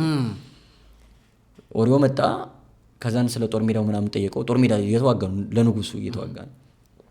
ባል በቃ ቤት ገብተህ እደር ነገ እናወራለን አለው። ኦሪዮ እንደ ጓደኞቼ ጦር ሜዳ ከጠላት ጋር እየተናነቁ ታቦተ ጽዮን መንገድ ላይ ያደረች እንዴት ቤት ገብቻ አድራለሁ ብሎ የንጉሱ ደጃፍ ላይ ያደረ። መጥቶ ነገሩት፣ አልገባም ማለት። ሁለተኛ ቀን አሰከረው፣ አጠጣው፣ ቤቱ እንዲገባ ላከው። አሁንም አልገባም። የእግዚአብሔር ታቦት ውጭ ያደረች እንዴት ቤት ያድራለሁ ብሎ ይህን ጊዜ ደብዳቤ ጽፎ ሰጥቶት ሂድ ይህን ለጦር አዛዡ ስጠው ብሎ ላከው ኦሪዮን። ደብዳቤው ላይ ኦሪዮን ከፊት አሰልፉት፣ ጠላት ሲበረታባችሁ ሽሹ፣ እንዲገደል አድርጉት የሚል ነው። የራሱን ደግሞ ደብዳቤ ይዞ ሄደ፣ ተገደለ ኦሪዮ። እግዚአብሔር አምላክ ደግሞ በሰማይ ሆኖ ይህን ይመለከታል። ቤርሳቤ ጸነሰች፣ ወለደች። ያው ነቢዩ መጣ፣ ተናገረው። እግዚአብሔር አምላክ እንደፈረደበት እንደተቆጣው አወቀ። ዳዊት አለቀሰ። 7 ቀን እህል አልቀመሰም። ከዙፋኑ ወረደ፣ ማቅ ለበሰ፣ አመድ ነሰነሰ። አልቲሜት ንስሐ በቃ እኛ አልቲሜትሊ የምንመኘው አይነት ንስሐ ኖረ ማለት ነው። ከእግዚአብሔር ጋር ተነጋገረ። ልጁ እንደተወለደ ታመመ። ዳዊት 7 ቀን ሙሉ ንጾመው ልጁ እንዲፈወስለት፣ ግን ልጁ አልዳነም፣ ሞተ። ዳዊትን የቀጣው እግዚአብሔር አምላክ ያንን ልጅ በመውሰድ ከዛ በኋላ ቤርሳቤን አገባት።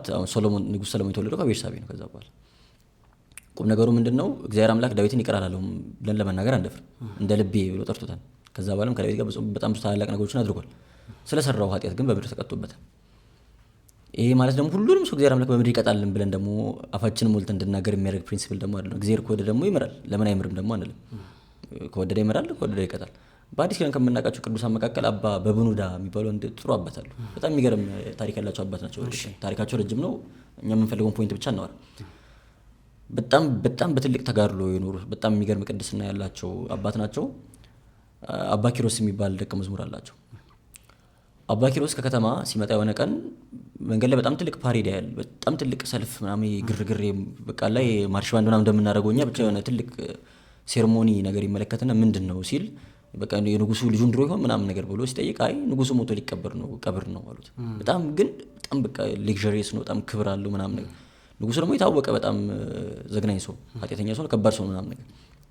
አባ ኪሮስ ያነቀል እና እየገረመው አቤት እያለ ወደ ገዳም ሄደ። ወደ በረሃ ሲሄድ በቅድስናው የታወቀው የከበረው በጣም ትልቁ አባት አባ በብኑዳ አስክሬኑ በአንበሶች ተበልቶ የአውሬ መጫወቻ ሆኖ አገኘው። በቃ ግራ ገባው። ህይወቱ ምስቅልቅል አለ። ተገለበጠ።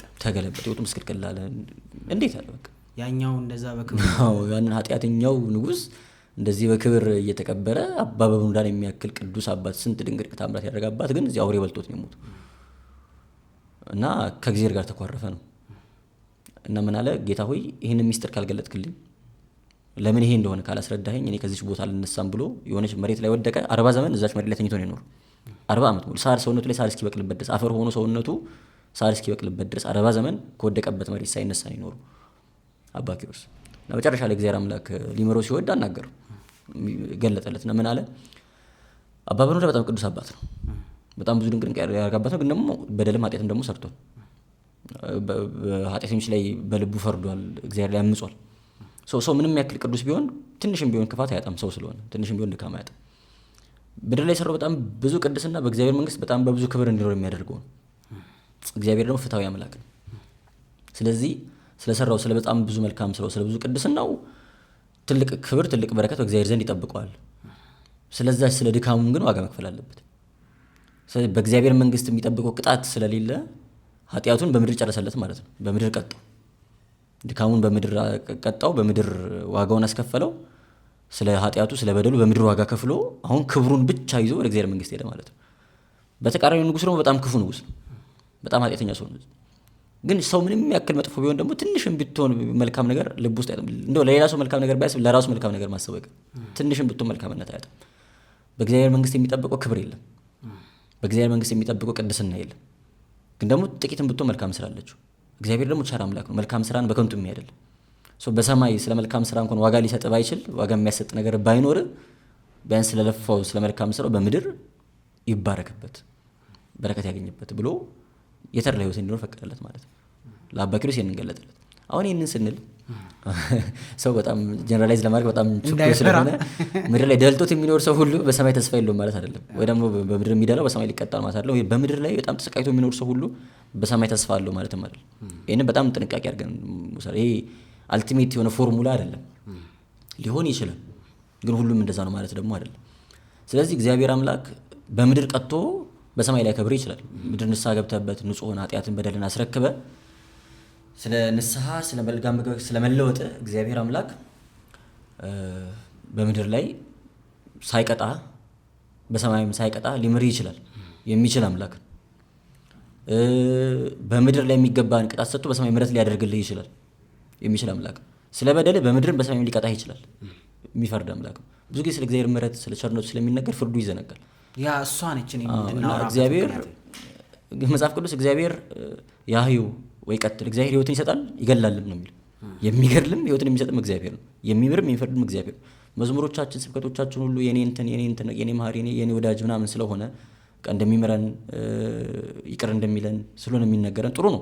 እግዚአብሔር ምሕረት ፍቅር መስበክ ትልቁ ስራችን። ፍርዱን ግን እንድንዘነጋ መደረግ የለበትም። እኔ እዚህ ላይ ብዙ ቪዲዮዎች ሰርቻለሁ። አይ ቲንክ ሰው ማሰልቸት እንደሆነ እፈራለሁ። ግን የእኛ ቤተክርስቲያን ፍርዱን በተናገረችበት ቦታ ሁሉ ምሕረቱን ትናገራለች። ምሕረቱን በምትናገርበት ቦታ ነው ፍርዱን ትናገራለች። ቅዳሴያችንም እንደዛው መዝሙር 16 በጣም አጭር መዝሙር ነው፣ 4 መስመር ነው ያላት እና እሷን ቅዳሴያችን ላይ ልክ ቅዳሴያችን ሲጀምር በዜማ እናዜማታለን። ካህኑና ምእመናኑ እየተቀባበልን ማለት ነው። እና ኩልክሙ ሰብሕዎ ለእግዚአብሔር ኩልክሙ አሕዛብ ይላል። አሕዛብ ሁላችሁ እግዚአብሔርን አመስግኑት ይላል ካህኑ። ከዛ እኛ እንቀበልና ወይሴብሕዎ ኩሎሙ ሕዝብ፣ ሕዝብም ሁሉ ደግሞ እግዚአብሔርን ያመሰግኑታል እንላለን። ከዛ ለምን እንደምናመሰግኑ ይቀጥላል መዝሙሩ። እስመ ጸናት ምሕረቱ ለአሌነ፣ በእኛ ላይ ምሕረቱ ጸንታለችና ጽኑ በሆነ ምሕረት እኛ በጣም ብዙ እየበደልን ነው፣ በጣም ብዙ እየማረን ምሕረቱ በእኛ ላይ ጸንታለችና እግዚአብሔር እናመስግን።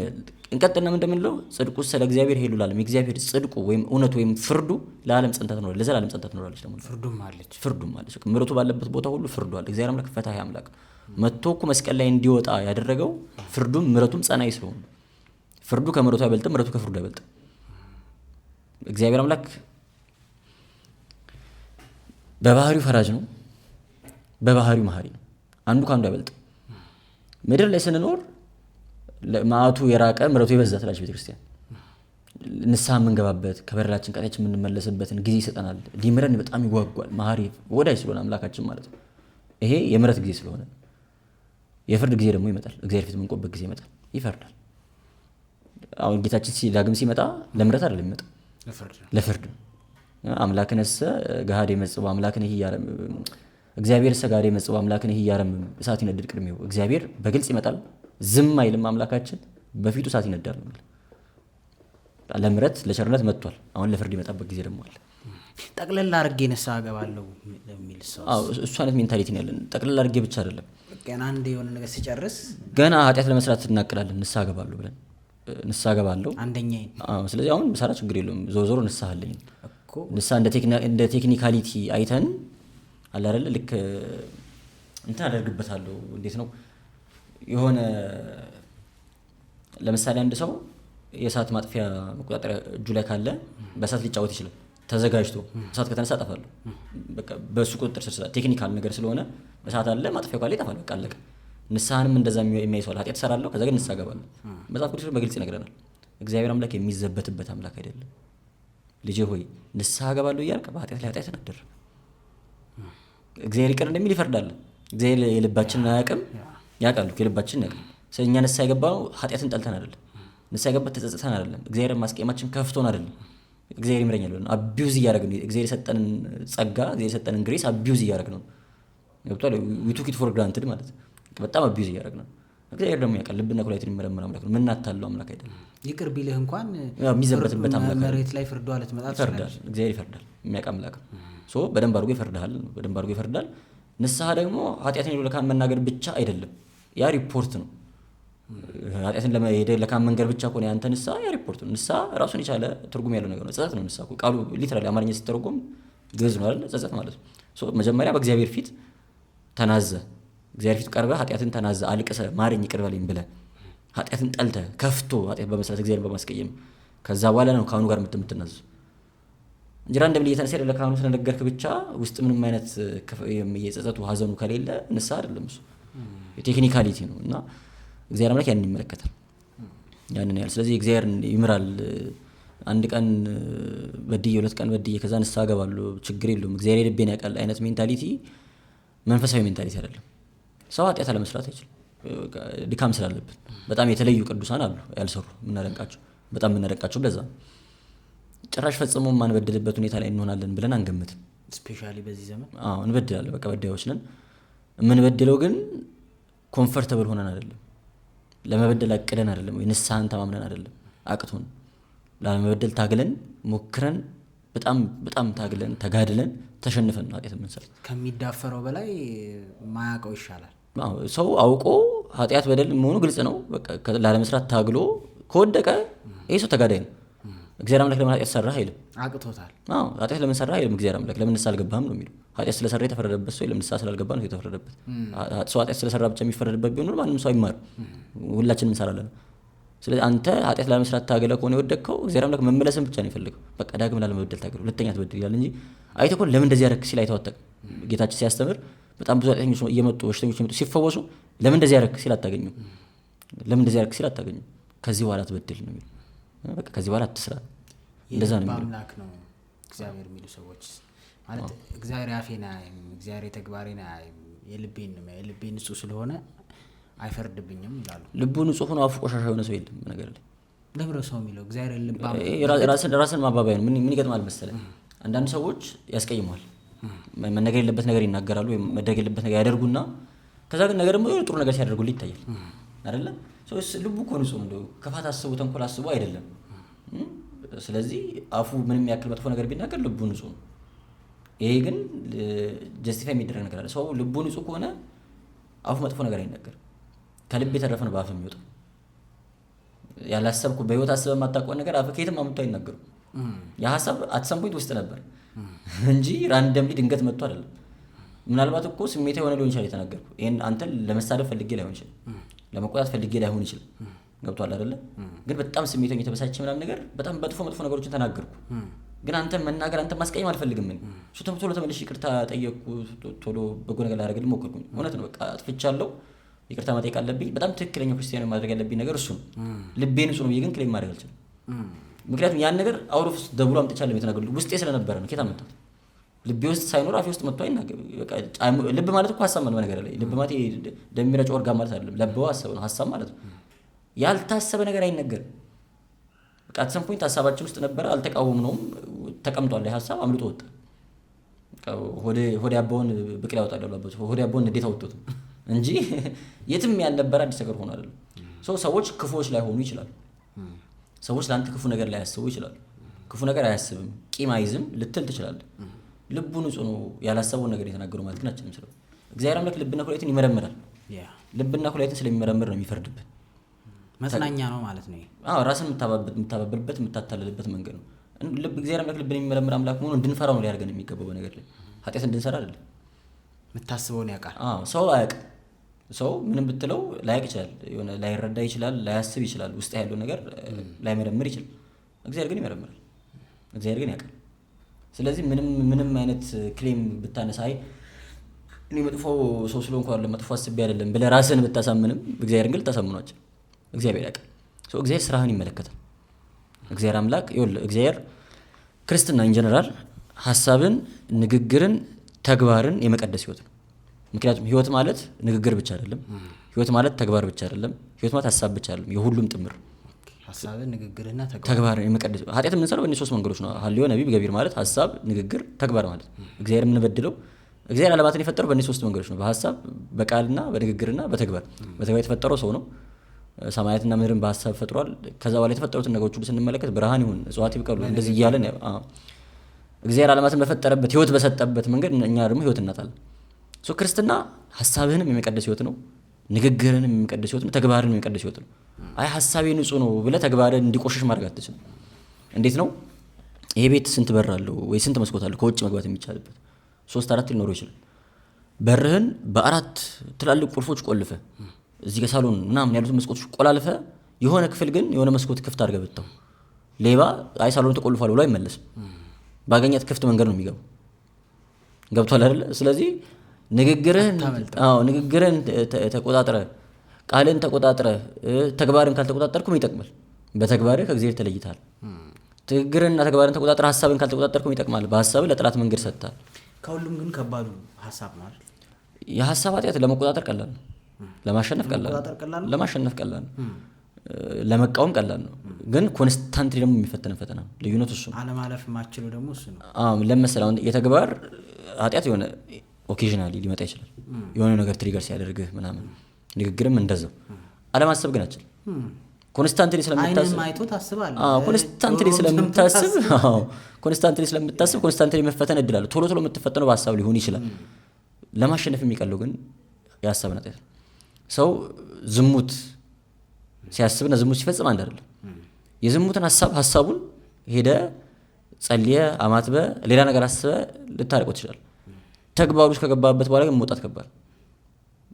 ሰውነትን አንዴ እዛ ነገር ውስጥ ከከተትከው በኋላ በተግባር የምትሰራው ኃጢአት ለመቶ ይከብዳል።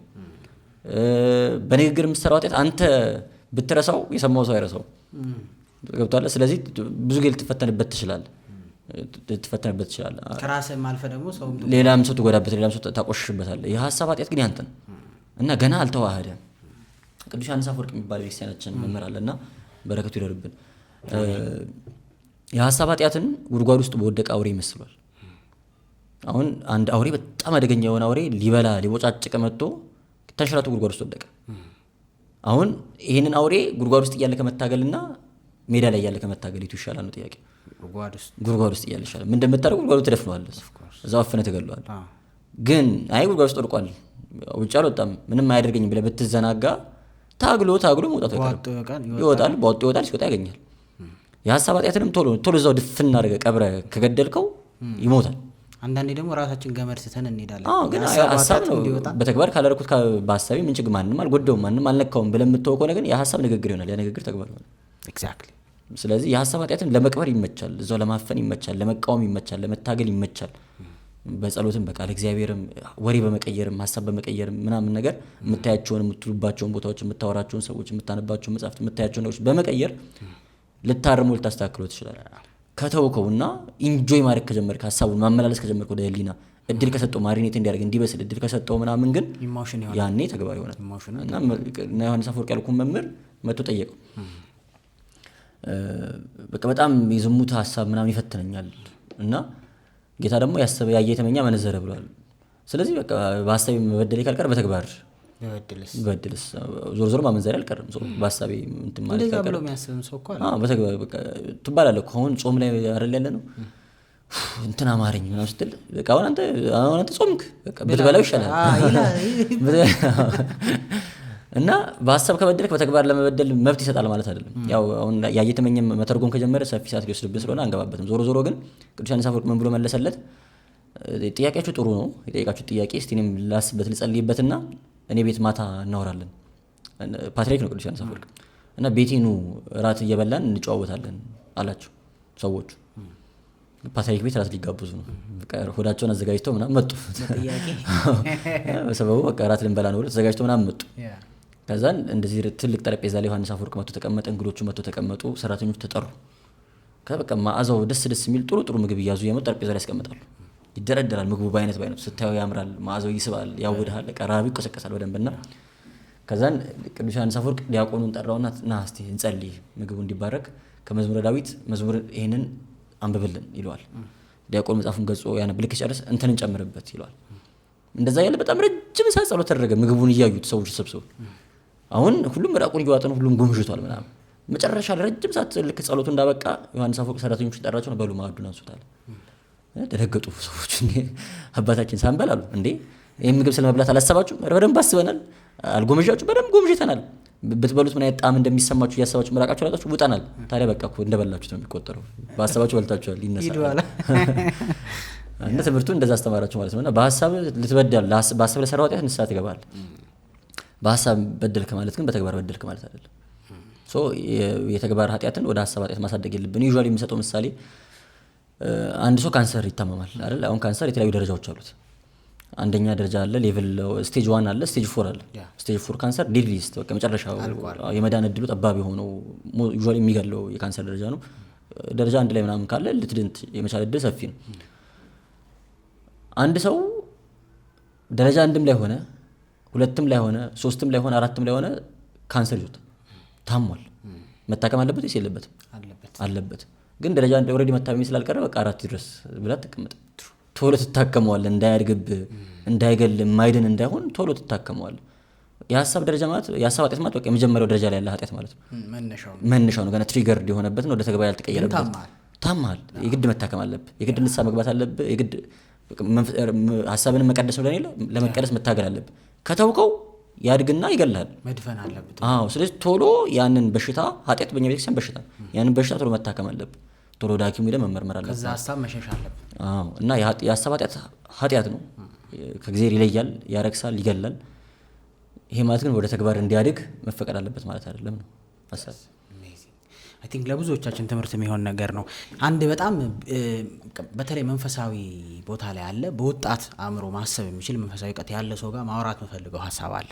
ሞስትሊ ውርጃ ወይም ደግሞ አቦርሽን። ይህ ሀሳብ ሲነሳ ብዙ ሰዎች ይደነግጣሉ።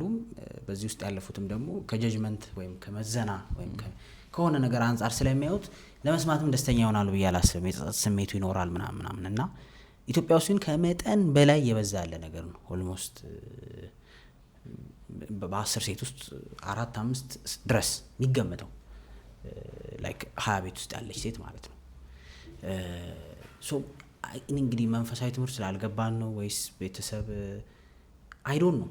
አሁን በተፈተነ ሰው መፍረድ አንችልም። ሰው እዛ ላይ ሆኖ እኛ ማንም አይደለንም ማለት ከእግዚአብሔርም አንጻር እኛ አስተያየት መዘ ግን ምንድነው ነው ላይክ መጽሐፍ ቅዱስ ምንድነው የሚለው ራሱ ስለ ውርጃ?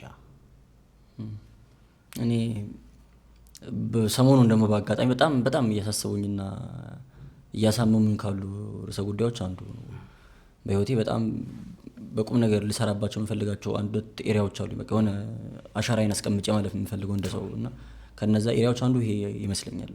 የሀሳቡ መጥፎ ነው ምናምን ብሎ ማስተማሩ አይደለም፣ እሱ ሁሌ እየተነገረ ያለው ጉዳይ ነው። ግን ፕራክቲካሊ ሆኖ ብሰራቸው ብዬ የምመኛቸው ሀሳቦች አሉ። ይሄ ርዕሰ ጉዳይ ድሮ ታቡ ነበር። ማውራቱ በራሱ ማሰቡ በራሱ መሞከሩ አይደለም፣ በቃ እንደዛ ብሎ ማሰቡ በራሱ በጣም የሚያስፈራ የሚያሳቅቅ ምናምን ነገር ነበር። አሁን ሰው እንደ እርግዝና መከላከያ ሁላ መጠቀም ጀምሯል። ጽንስ ማስወረድ ዳታውን አላየሁትም፣ ምን ያክል ሴቶች ምን ያክል ሰዎች የሚለው ነገር አላውቀውም። ግን እኔ በጣም ሰርፕራይዝድ ባደረገኝ ሬት በጣም ከማከብራቸው ወይ ጭራሽ እንደዚያ ነገር ያስባሉ ብዬ ከማላስባቸው ሰዎች የሰማኋቸው ሀሳቦች ይህንን የሚያበረታቱ ናቸው እና በጣም ያስጨንቃል። ምናልባት አሁን በዚህ ቅድም እንዳልከው ነው፣ በሰው ፈተና መናገር ከባድ ነው። በሰው ፈተና ላይ መፍረድ ራስን በዛ ፈተና ለመፈተን እንደማመሻሸት ነው እና እግዚአብሔር ይሰውረን፣ በጣም እግዚአብሔር ይጠብቀን። ግን ምናልባት በዚህ ውስጥ አልፈው ቆስለው ያሉ እህቶች እኔ አሁን የምናወራውን ባይሰሙ እመርጣለሁ።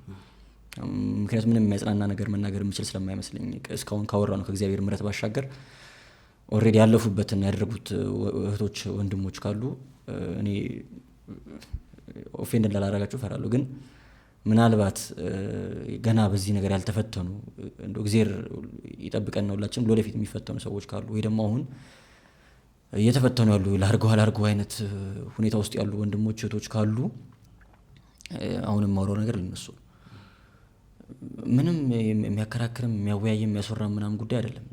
ውርጃ ነፍስ ማጥፋት ነው።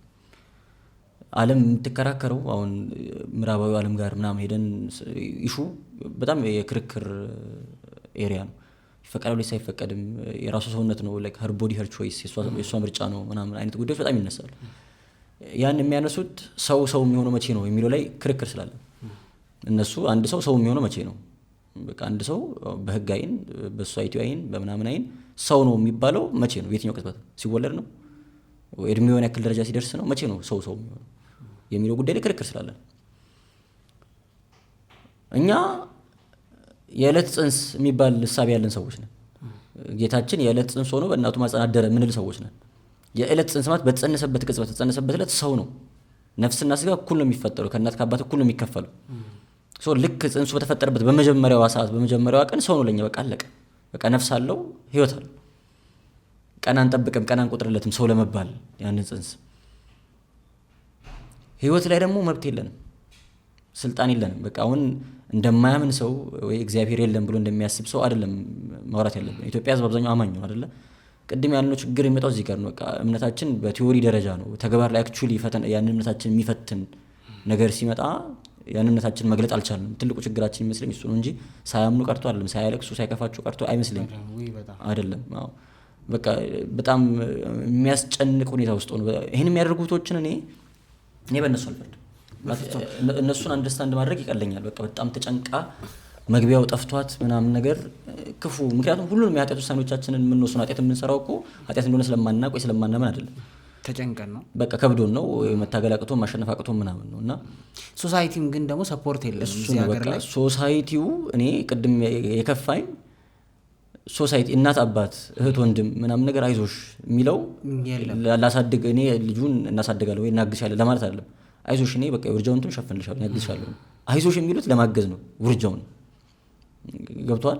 እና በጣም በጣም የሚያስፈራ ነው፣ በጣም የሚያስጨንቅ፣ በጣም የሚያሳምም ነው። እና ቀላል ተደርጎ ባይታይ አንድ በጣም የሚገርመኝ ታሪክ አለ። ሴትዮዋ 2 ዓመት ያልሞላው ሕፃን ልጅ አላት። ልጅ ነው፣ በጣም ብቻዋን ነው የምታሳድገው፣ በጣም መከራዋን ነው የምታየው ምናምን። ትዳር ምናምን የላትም፣ ግን ጸነሰች እንደገና። ያንን ሕፃን ልጅ ለማሳደግ በጣም ብዙ መከራ እያየች ነው። ሌላ ጽንስ ተፈጠረ እና ቆሰነች። አልችልም እኔ ይህንንም ለማሳደግ መከራዬን እያየሁ ነው እንኳን ሌላ ልጅ ብላ ያንን ሕፃኑ ልጇን በጀርባዋ አዝላ ውርጃ ፈለጋ ሄደች ነው። እና በአጋጣሚ መንገድ ላይ ንስሐ አባቷ ይመጣሉ። እና መንገድ ላይ እሷ በጣም የከፋት እያለቀሰች ምናምን ነው የምትሄደው። እና ምን ሆነሽ ነው ብሎ ሲጠይቋት መደበቅ አልቻለችም። አባቴ ምንም እንዳይሉኝ እንዳይከለክሉኝ፣ ቢከለክሉኝም አልሰማሁትም። መጣላት ነው የሚሆነው፣ ግን እኔ እንደዚህ አስቤ ላደርግ እየሄድኩኝ ነው። እና በቃ እግዚአብሔር እንዲረዳኝ ይጸልዩልኝ አለቻቸው። እሺ አሏት። እሺ ልጅ መቼስ ምን ይደረጋል፣ አንዴ ከወሰንሽ እኔ ብናገርም አትለውጭም። ግን ውርጃ ለልጆች ሰው ለአንቺም ጤና አሳሳቢ ጉዳይ ነው። በጣም ጥንቃቄ ካልተደረገ አንቺም ሊገልሽ ይችላል። ስለዚህ የአንቺንም ጤና አደጋ ላይ ከምትጥይ ጀርባሽ ያለውን ሕፃን ግደይውና ይሄኛው ግን ይወለድ፣ ለምን አንቺም ሪስክ ትወስጃለሽ አሏት። ዞዞ ከሁለት ልጆቹ አንዱን መግደል ነው ጥያቄው። ሰው ማህፀንሽ ውስጥ ያለው ልጅሽን ገለሽ አንቺም የአንቺም ጤና አደጋ ላይ ከሚወድቅ ለምን ጀርባሽ ላይ ያለው ልጅ አትገዩም ብሏት ሄዱ። አሁን እንደዚህ ሲቀመጥ አያውን ስታስቀምጠው ግራቪቲው ይገባሃል፣ ክብደቱ ይገባሃል። እና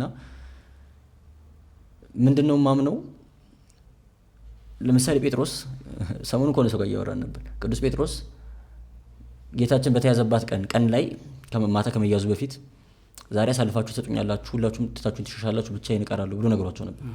ጴጥሮስ በጣም ነው ኦፌንድድ የሆነ።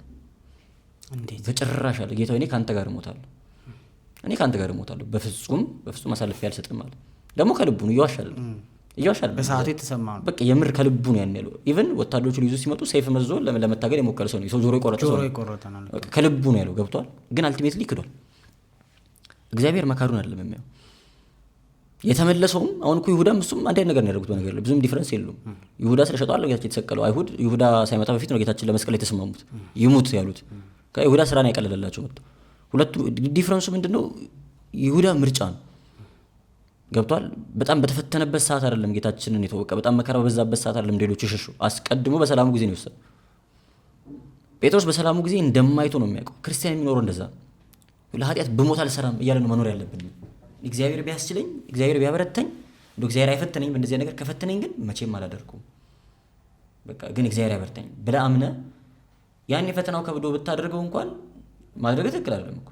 አንተ ግን አትሊስት ክርስቲያናዊ የሆነ ሜንታሊቲ አለ። ላለማድረግ ሞክረሃል፣ ጥረሃል፣ አቅቶ አሁን በጣም የተቸገር ነው። ኧረ በስመ አብ ነው የሚሉልም ሰው አሁን ላይ ሆነ ብትነግረው እኔ አደርገዋለሁ።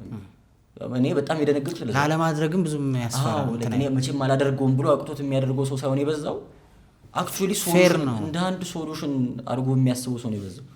በቃ ልክ አፕን ካደረገ እኔ አሁን ተማሪ ነኝ፣ እናቴ ትገለኛለች፣ ቤተሰቦች የሚብሄር ምነግራቸው ምናምን፣ ስለዚህ እኔ አደርገዋለሁ ነው በቃ። አሁን ላይ ገና ሳይፈተን እንኳ ሰው አደርገዋለሁ አምኖ ተቀብሏል። ይሄ በጣም ትልቅ በሽታ ነው፣ አደገኛ፣ በጣም ትልቅ ችግር። ወላጆች፣ ትላልቅ እናቶች፣ አባቶች ምናምን ይሄን የሚያበረታቱ መሆን የለባቸው።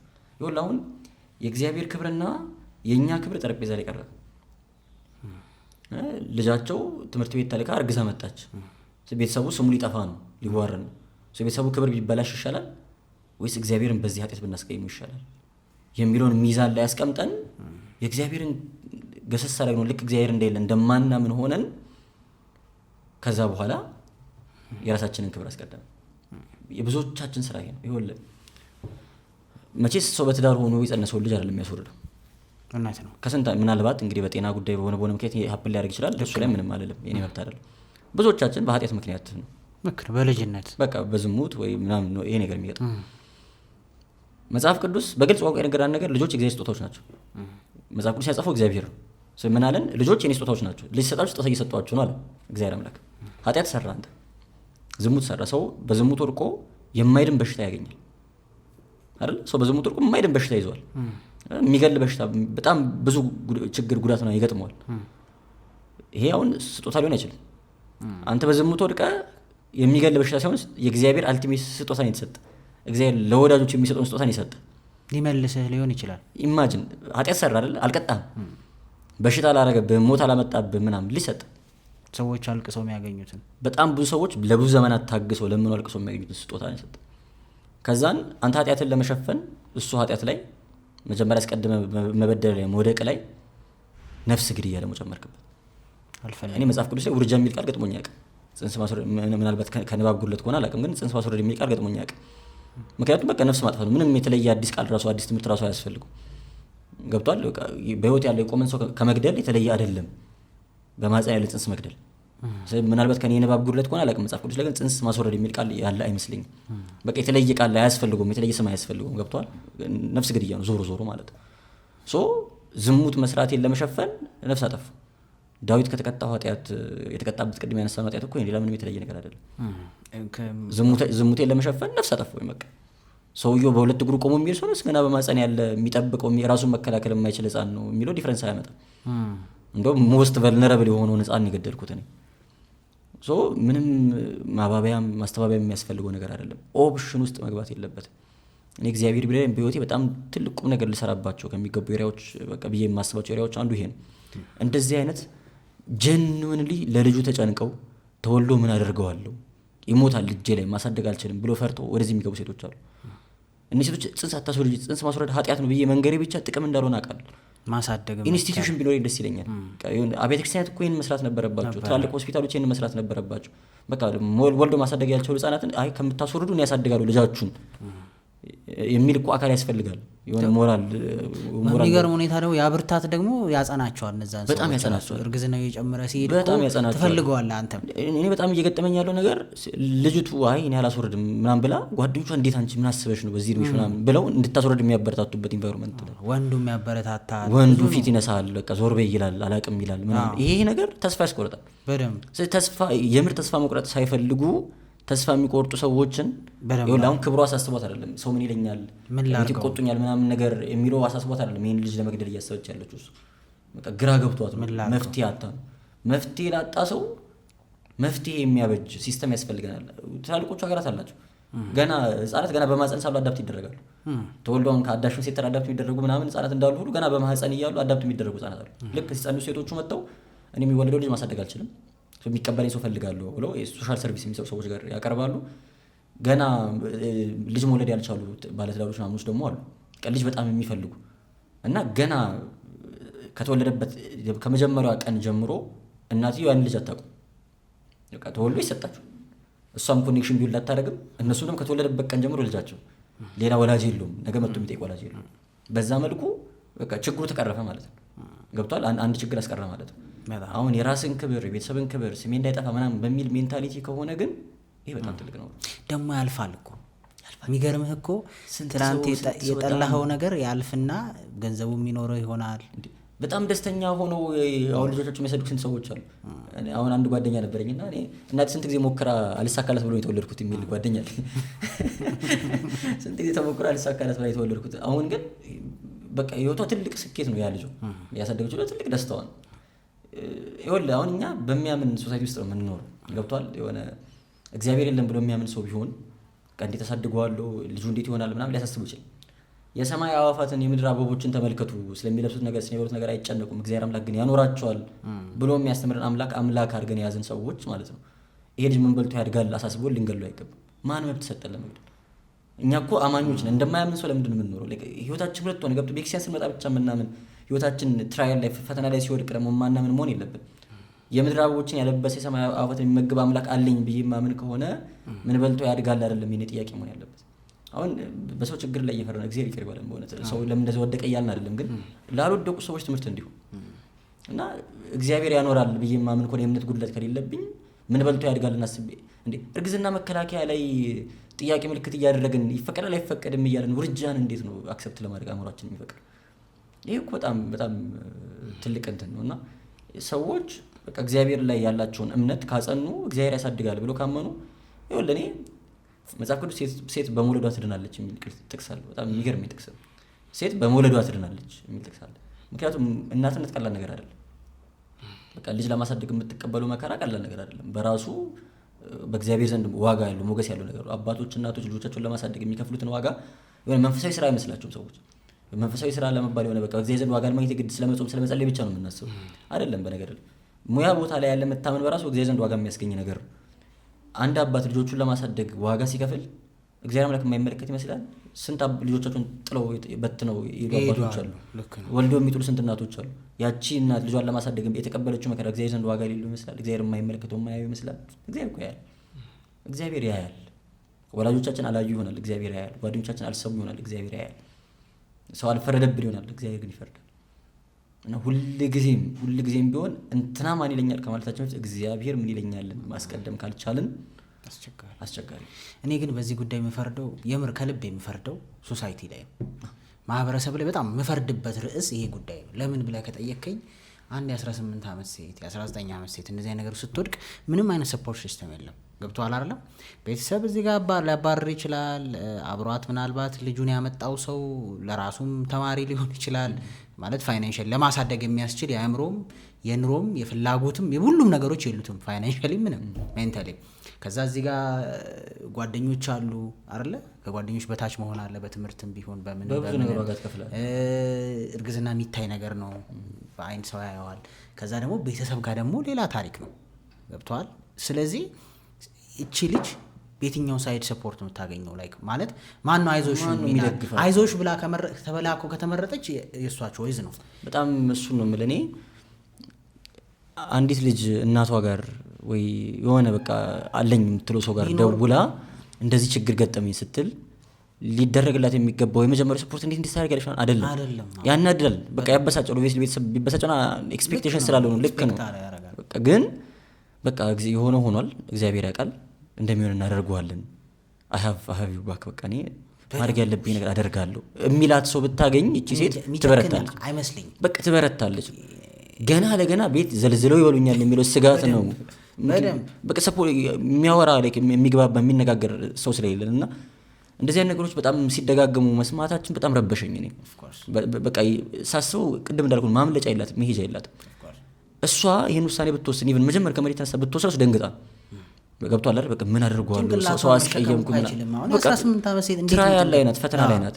አጠገቧ ያለ ሰው በጤናው ያለ ሰው ኧረ ታስወርደው ካለ ግን ካስወረደችው ከሷ እኩል መጠየቅ አለበት ወይ? እኔ እግዚአብሔር የሚመለከተው ይመስለኝ። ምክንያቱም ያ ሰው እሱ ላይ ቢሆን ያደርገዋል። በቃ እንዳላደረገው መቆጠር የለበትም።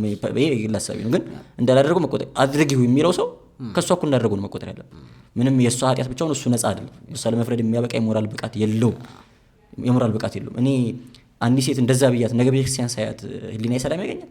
ይኸውልህ ከወለደችው በኋላ ማለት ነው ወሬው ያልፋል፣ የሰው ማሽሟጠጥም ያልፋል፣ ስሙም ያልፋል፣ መከራውም ያልፋል። የሆነ ቀን ደስተኛ ትሆናለች። ከጎዳና ተነስተው ዛሬ ለብዙ ሰዎች ረፍት የሆኑ በጣም ብዙ ሰዎችን እናውቃለን።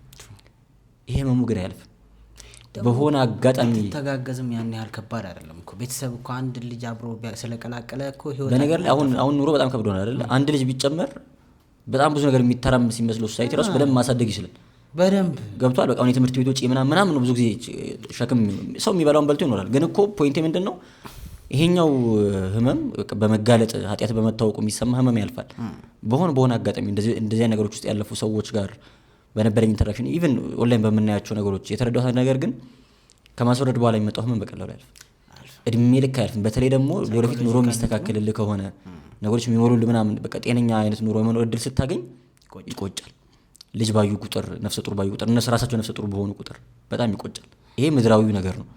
ሰማያዊ ነገር ግን እናስብ፣ ነፍስ ነው። ምን ማለት መሰለ? በሞቱ ዓመቱም የሞተው በማህፀን ውስጥ የሞተው በእግዚአብሔር ዘንድ እኩል ሰው ነው። ሚኒንግ በጌታ ዳግም ምጽአት ጊዜ ይነሳል። ወንዱ የ30 ዓመት ጎልማሳ በኛ የክርስቲያን ትምህርት፣ ሴቷ የ15 ዓመት ልክ አዳምና ሔዋን ሲፈጠሩ በነበራቸው እንትን ይነሳሉ። አዳም 30 ዓመት ነበር ሲፈጠር፣ ሔዋን 15 ዓመት ነበር ስትፈጠር። ሁላችንም ሞተን ከሙታን ስንነሳ ወንዶቹ በ30 ዓመት ሴቶቹ በ15 ዓመት እንትን ነው የምንነሳው። ነገ ልጆቻችሁ ፊት ለፊት ማየት እድል ይገጥማቸዋል። ወደንም ጠላን እውቀት ደግሞ አይጠፋም። እውቀት የነፍስ ገንዘብ ነው ማለት ከሞትም በኋላ ምድር ላይ የምናውቃቸው ነገሮች አናጣቸው። የምናውቃቸው ሰዎች እዛም እናውቃቸዋል። እዚህ የነበረን እውቀት ይጨምራል እንጂ አይቀንስም። ዛሬ በድንግዝግዝ መስታወት እንደማየት አውቃለሁ አለ። ድንግዝግዝ ሆነ መስታወት ውስጥ ብትመለከት የሆነ ሻዶ ምናምን አጽተህ ላትሄድ ትችላለህ አይደለ? ቅዱስ ጳውሎስ ሲናገር ዛሬ በድንግዝግዝ ብርሃን ውስጥ ወይ በድንግዝግዝ መስታወት ውስጥ እንደመመልከት ደብዛዛ የሆነ እውቀት አለኝ፣ ነገር ግን እዛ ሲሄድ ግን የበለጠ አጥርቼ አውቃለሁ አለ። እውቀት ይጨምራል እንጂ አይቀንስም። ልክ የሰማዕታት ነፍስ ወደ እግዚአብሔር እንደሚጮህ እስከ መቼ አትበቀልልንም እንደሚል ራዕየ ዮሐንስ ላይ ልክ የአቤል በወንድሙ በቃይን የተገደለው የአቤል ደም ወደ እግዚአብሔር እንደጮኸ የእነዚህ ህፃናት ደም ወደ እግዚአብሔር ይጮሃል፣ ይከሳል። መቼም ሰላም አይሰጥም። ቃይንን ተቀበዝባዥ ያደረገው የአቤል ደም ነው። ደም ክፉ ነገር ነው፣ ሰላም አይሰጥም፣ ተቀበዝባዥ ያደርገናል። መቼም ህሊናችን አያርፍም፣ መቼም ልቦናችን አያርፍም። ሶ የሆነ ሰላም አገኛለሁ በቃ ነገሮች ያልፋሉ ምናምን ብለን ከውጪ ሰው ላይ ያቀበን ሰው ላይ ሰማብን ይችላል። ህሊናችን ግን ሰላም አይሰጥም። እግዚአብሔር ጋርም ደግሞ የሚያስጠይቅ ነገር ነውና እኔ በደንብ በቃ ሲስተማችን በጣም የተመታ መሆኑን እረዳለሁ። በቃ ግልጽ ነው። ልጅን እንደዚህ አይነት ነገር ውስጥ እንዳይገባ በተቻለ መጠን ማሳደግ ነው ብዬ ማምነው እኔ እይታዬ። ለወላጆችም ያለኝ ሀሳብ በቃ ልጅህ ከትዳር በፊት ባሉ እንደዚህ አይነት ግንኙነቶች እንዳይወድቅ የቻልከውን ያክል አስተምረህ ማሳደግ ነው። ሰው ነው ግን ሊወድቅ ይችላል፣ ተሳስቶ ይወድቃል ሰው። ምክንያቱም እናትና አባት ሆነ አንተ ራሱ እኮ ወድቀሃል እኮ። ልጅ ፐርፌክት እንዲሆን ኤክስፔክት አደርጋለህ፣ ግን አንተም ወደ ኋላ ታሪክ ብታይ ወድቀሃል ብዙ ቦታ አይደለ? እግዚአብሔር በምህረቱ አሳልፎ ሊሆን ይችላል። ሶ እንዳይወድቅ መጣር ነው። ከወደቀ በኋላ ግን እኔ ወላጅ አለው ቢል ጥሩ ነው። ያ ይኸውልህ እግዚአብሔር ላይ ያለን እምነት ቢበረታ ጥሩ ነው። በቃ ቅድም ያልኩት እሱ ነው። ሲስተሙ ምናምን በጣም የተመታ ነው፣ ግን እግዚአብሔር ደግሞ ያስችላል፣ ያሻግራል፣ በማመን ያስፈልጋል። ብዙዎች እንደዚህ አይነት ሚስቴኮችን እንዲሰሩ እድል የሚሰጠው አሁን በጣም ዘመናዊ የሚባሉ የእርግዝና መከላከያዎች አሉ። እንደዚህ አይነት ችግሮች ከተፈጠሩ በኋላ ምናምን ከሆነ ቀናት በኋላ እንኳን ቢወሰዱ እርግዝና ሊከላከሉ የሚችሉ ግን የትኛውም የእርግዝና መከላከያ 100% ማረጋገጫ የለውም። የትኛውም ማለት ነው። በቃ ቤት ፖስት ፒል ኮንደም ወይ ደግሞ ኖርማሊ በቅድሚያ የሚወሰዱ ምናምን ሁሉም ከ95-98% ምናምን እንትን የሚያደርጉ ናቸው። 99% ድረስ የሚባሉ አንዳንድ አሉ፣ ግን ፌል ያደርጋል። አብዛኛው ፌል ያደርጋል። በቃ ተፈላጊውን ጥንቃቄ አድርጊያለሁ ለምታስበውን ጥንቃቄ አድርገ ፌል ያደርጋል። እኛ የምንፈራው በቃ ኃጢአታችን መጋለጡ ነው። እግዚአብሔርን አልፈራንም ወይ በሽታውን አልፈራንም ምናምን። በቃ እርግዝናውን ፈርተን ወይ ሰው ፊት እንዳንዋረድ ፈርተን ብቻ ነው እነዛን ጥንቃቄዎች የምንወስደው። ኃላፊነቱ ብዙ ሰው እኔ አሁን በማንም ሰው ኃጢአት መፍረድ አልችልም። በቃ ሁሉም ሰው ይደክማል ይወድቃል ምናምን፣ ግን እግዚአብሔር ላይ ያለን እምነት ጽኑ ይሁን። በቃ እግዚአብሔርን በድለነዋል። እኔ ምናምን አለው መሰለህ እኔ ፐርሰናሊ በግሌ አሁን ከዚህ ጋር በተገናኘ ሲሆን ኢንጀነራል በሁሉም ነገሮች ላይ እኔ በህይወት ብዙ ነገሮች እንድሻገር ይረዳኛል ብዬ ማምነው አንድ ሀሳብ አለኝ እና ምንም ነገር ሲገጥመኝ ስፔሻሊ ደግሞ መጥፎ ከባድ የሆነ ነገር በቃ እኛ መጥፎ እንላቸዋለን፣ ህመም ይሁን ሀዘን ብቻ ይሁን መጥፎ ነገር ሲገጥመኝ መጀመሪያ ለራሴ የምነግረው ነገር ይገባኛል። በቃ ይገባኛል። እኔ እንደኖርኩት ኑሮ፣ እኔ እንደሰራሁት ኃጢአት፣ እኔ እንዳለፍኩበት መንገድ ይሄ ቅጣት በደንብ ይገባኝ፣ እንደውም እግዚአብሔር ምሮኝ እንጂ ቢብስ ነበር ከዚህ በላይ መቅጣት ይገባኝ ነበር ብዬ ራሴን ለማሳመን እታገላለሁ። እችን ካመንክ በጣም ብዙ ነገሮችን ትሻገራለህ። በጣም በቃ እና እኔ አሁን ኃጢአት ሰርቻለሁ፣ የሚቆጡኝ ከሆነ ቁጣው ይገባኛል። በሰዎች ፊት መዋረድ ከሆነ መዋረድ ይገባኛል። እያንዳንዱ ስራዬ ኮንሲኩዌንስ አለው። ይህንን ኃጢአት ለመደበቅ ሌላ ኃጢአት ከጨመርኩኝ እሱም ኃጢአት ሌላ ኮንሲኩዌንስ ይዞ ይመጣል፣ አይቀርልኝም። ስለዚህ ይገባኛል። በቃ በዚህ ፈተና የመጣው ችግር ከዚህ በኋላ ልጅ ለማሳደግ እኔ የማየው መከራ ይገባኛል። ምክንያቱም በራሴ ስራ የመጣ ነገር ነው፣ የልጁ ጥፋት አይደለም። በእኔ ጥፋት ለምን ልጁ ይቀጣል? ይገባኛል። ከዚህ በኋላ የምቀበለው ህመም የምቀበለው መከራ ይገባኛል የሚል ሰው የትኛውን መከራ ይሻገራል። እግዚአብሔር ደግሞ ይገባኛል እንደሚል ሰው የሚራራለት ሰው የለም። እንደማያማርር ሰው እኛ የለመድነው እኔ ጌታው ምን አጥፍቼ ነው ምን በድዬ ነው እዚህ ላይ ማለትን የለመድነው፣ ግን አይ በቃ ይገባኛል አዲዘብት ማለት አለ። ተስፋውስ በእንደዚህ አይነት ሁኔታ ውስጥ ካለፍክ በኋላ አይደለም በቃ አቅቶህም መርጠህም ጠግበንም ብቻ በተለያየ መንገድ በዚህ ሁኔታ ሰው ካለፈ በኋላ እግዚአብሔር ይቅር ባይ ነው ይባላል። ተስፋውስ ምንድን ነው? መልሶ በቃ እግዚአብሔርን መንግስት መውረስ የሚፈልግ ከኃጢአት የሸሸ ህይወት መኖር የሚፈልግ ሰው ተስፋው ምንድን ነው? ቅድም እንዳልነው ነው ሰው ንስሐ ገባለሁ እያለ ኃጢአት ይሰራል። ግን ኃጢአት ከሰራ በኋላ ሁልጊዜም ንስሐ የሚባል መድኃኒት አለ። ንስሐ የማይገባው ሰው የለም። የእግዚአብሔር ምሕረት የማይገባው ሰው የለም። ንስሐ ገብቶ ይቅር የማይባል ሰውም የለም። አሁን ይህ ኃጢአት በጣም ክፉ መሆኑን አውርተናል አይደለ? ከባድ መሆኑን ተነጋግረናል። አይማርም ይቅር አይባልም ማለት ግን አይደለም። በጣም እኔ ደጋግሜ ማስጠንቀቅ እየፈለግኩ ያሉት ግን በቃ ንስሐ እገባለሁ በሚል ሜንታሊቲ መዳፈር ደግሞ ሌላ ነው።